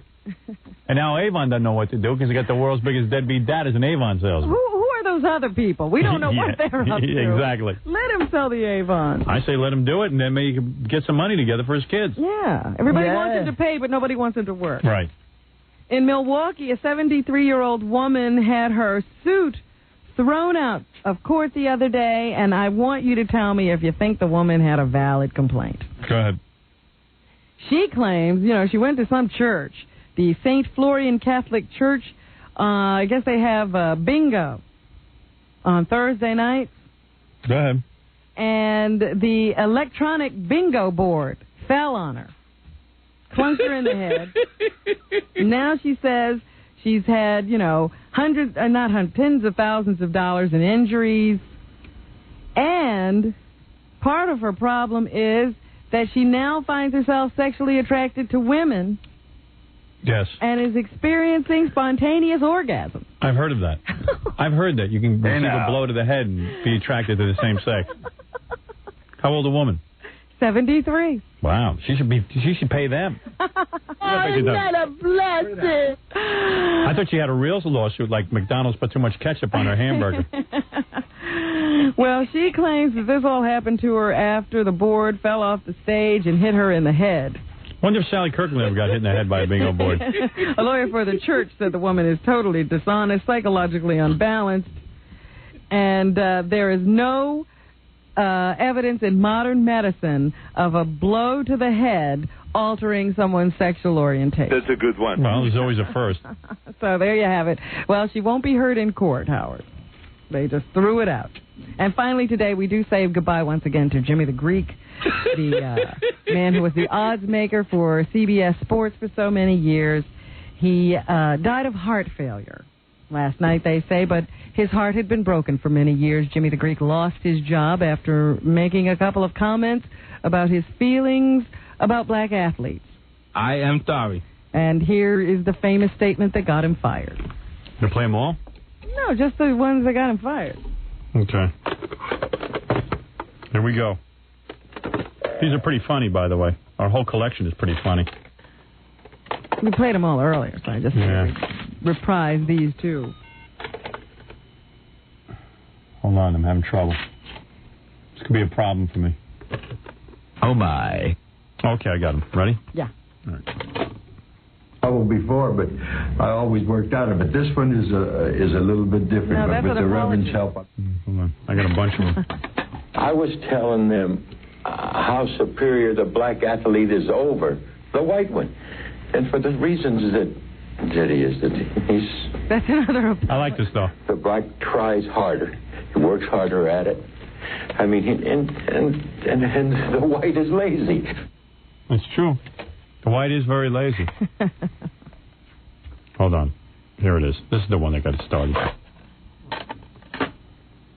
I'm telling you that the black is the better athlete, and he practices to be the better athlete, and he's bred to be the better athlete because this goes back all the way to the Civil War, when during the slave trading, the slave owner would breed his big black to his big woman, so that he could have a big black kid. See, now I mean that's where it all started. Oh yeah.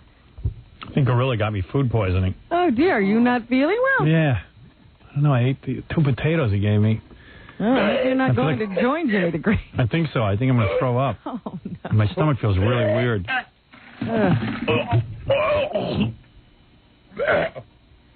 Well, Jimmy the Greek had a tragic life, Howard. I'm feeling gay. Oh, geez. Potatoes turned you You gay? better hurry up. I'm not kidding. I'm going to puke. All right, let me just say that he had a rather tragic life. His mother was shot and killed in front of their house, and he just missed being killed by a few moments because she had just sent him to the store. He lost 3 children to cystic fibrosis.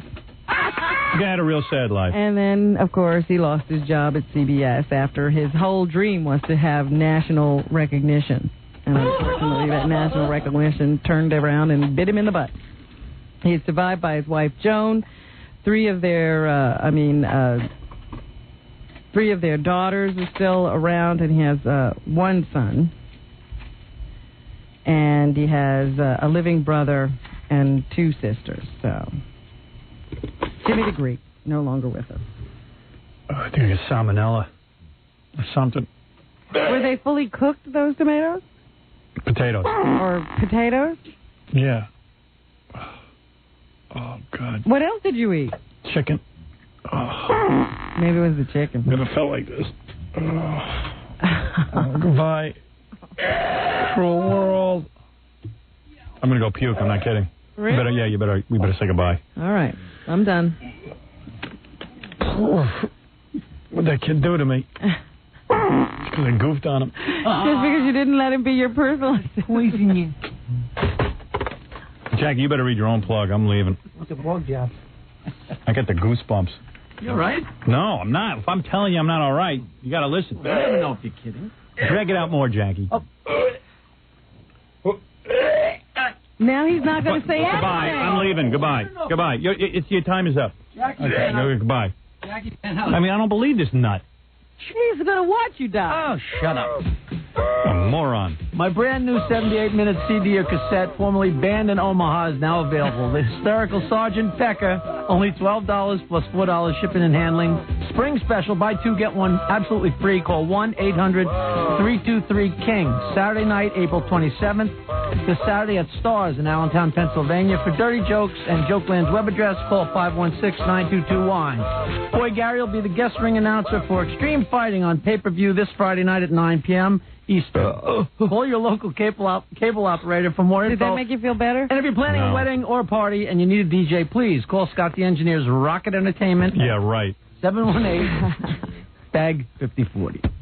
Oh, and Robin Quivers will be speaking at the Child Abuse Prevention Fundraiser this Thursday night, April 25th, from 5 to 9 p.m. For information or tickets, 718-834-5159. I ought to leave you with the Jimmy the Greek song. Yeah. Since I can't find it. Oh, yeah. And I'm dying. I have another big announcement. Oh, no. Oh, go ahead. Yeah, go ahead. What is it? No, I'll tell you tomorrow. Tell me now. All right, tell me tomorrow. You're right. Give you a reason to live. Okay. Here's Jimmy the Greek song, everybody.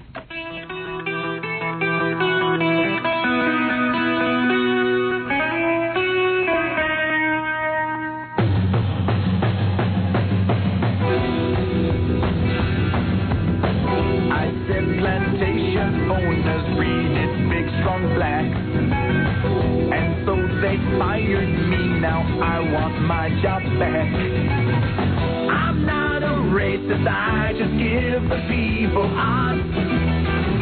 Although it's true the blacks have thicker thighs and rods. I said black athletes, they have always been first class. An extra bone inside their feet makes them run fast. What I said makes me look like I'm a stupid man. Well, that may be, but my salary was a cool $500 grand. I said if blacks are coaches, then whites will have no work. I said it on TV, and I look like a jerk. All things that I have said, most whites wouldn't dare. Thank God I didn't mention flat noses and nappy hair. I tried to apologize to all the nation's blacks. But since they all saw what I said, it's hard to change the facts. I'd love to come back to TV to give you tips. I'd kiss O.J. Simpson on his big full negroid lips. My life is ruined, it's all thanks to CBS. I hope that Jesse can help me out of my mess. Tell the NAACP I'll kick in $1 or $2. I'll even invite that coconut head Farrakhan to a barbecue. I'm telling telling you that the black is the better athlete, and he practices to be the better athlete, and he's bred to be the better athlete because this goes back all the way to the Civil War. I want my job back. All they called them was black. I know hacks, they give me flack. Well, they've got everything. If they take over coaching like everybody wants them to, there's not going to be anything left for the white people. Black. I never said their ankles were weak. I never said they're funny when they speak. I seen them hold jobs for a week. I was telling them how superior the black athlete is over the white one. The white is lazy. The white is lazy. The white is lazy. The white is lazy. The white is lazy. The white is lazy. The white is lazy. The white is lazy. What do you use? Green Day is. Do you have the time? 97.1 The Eagle.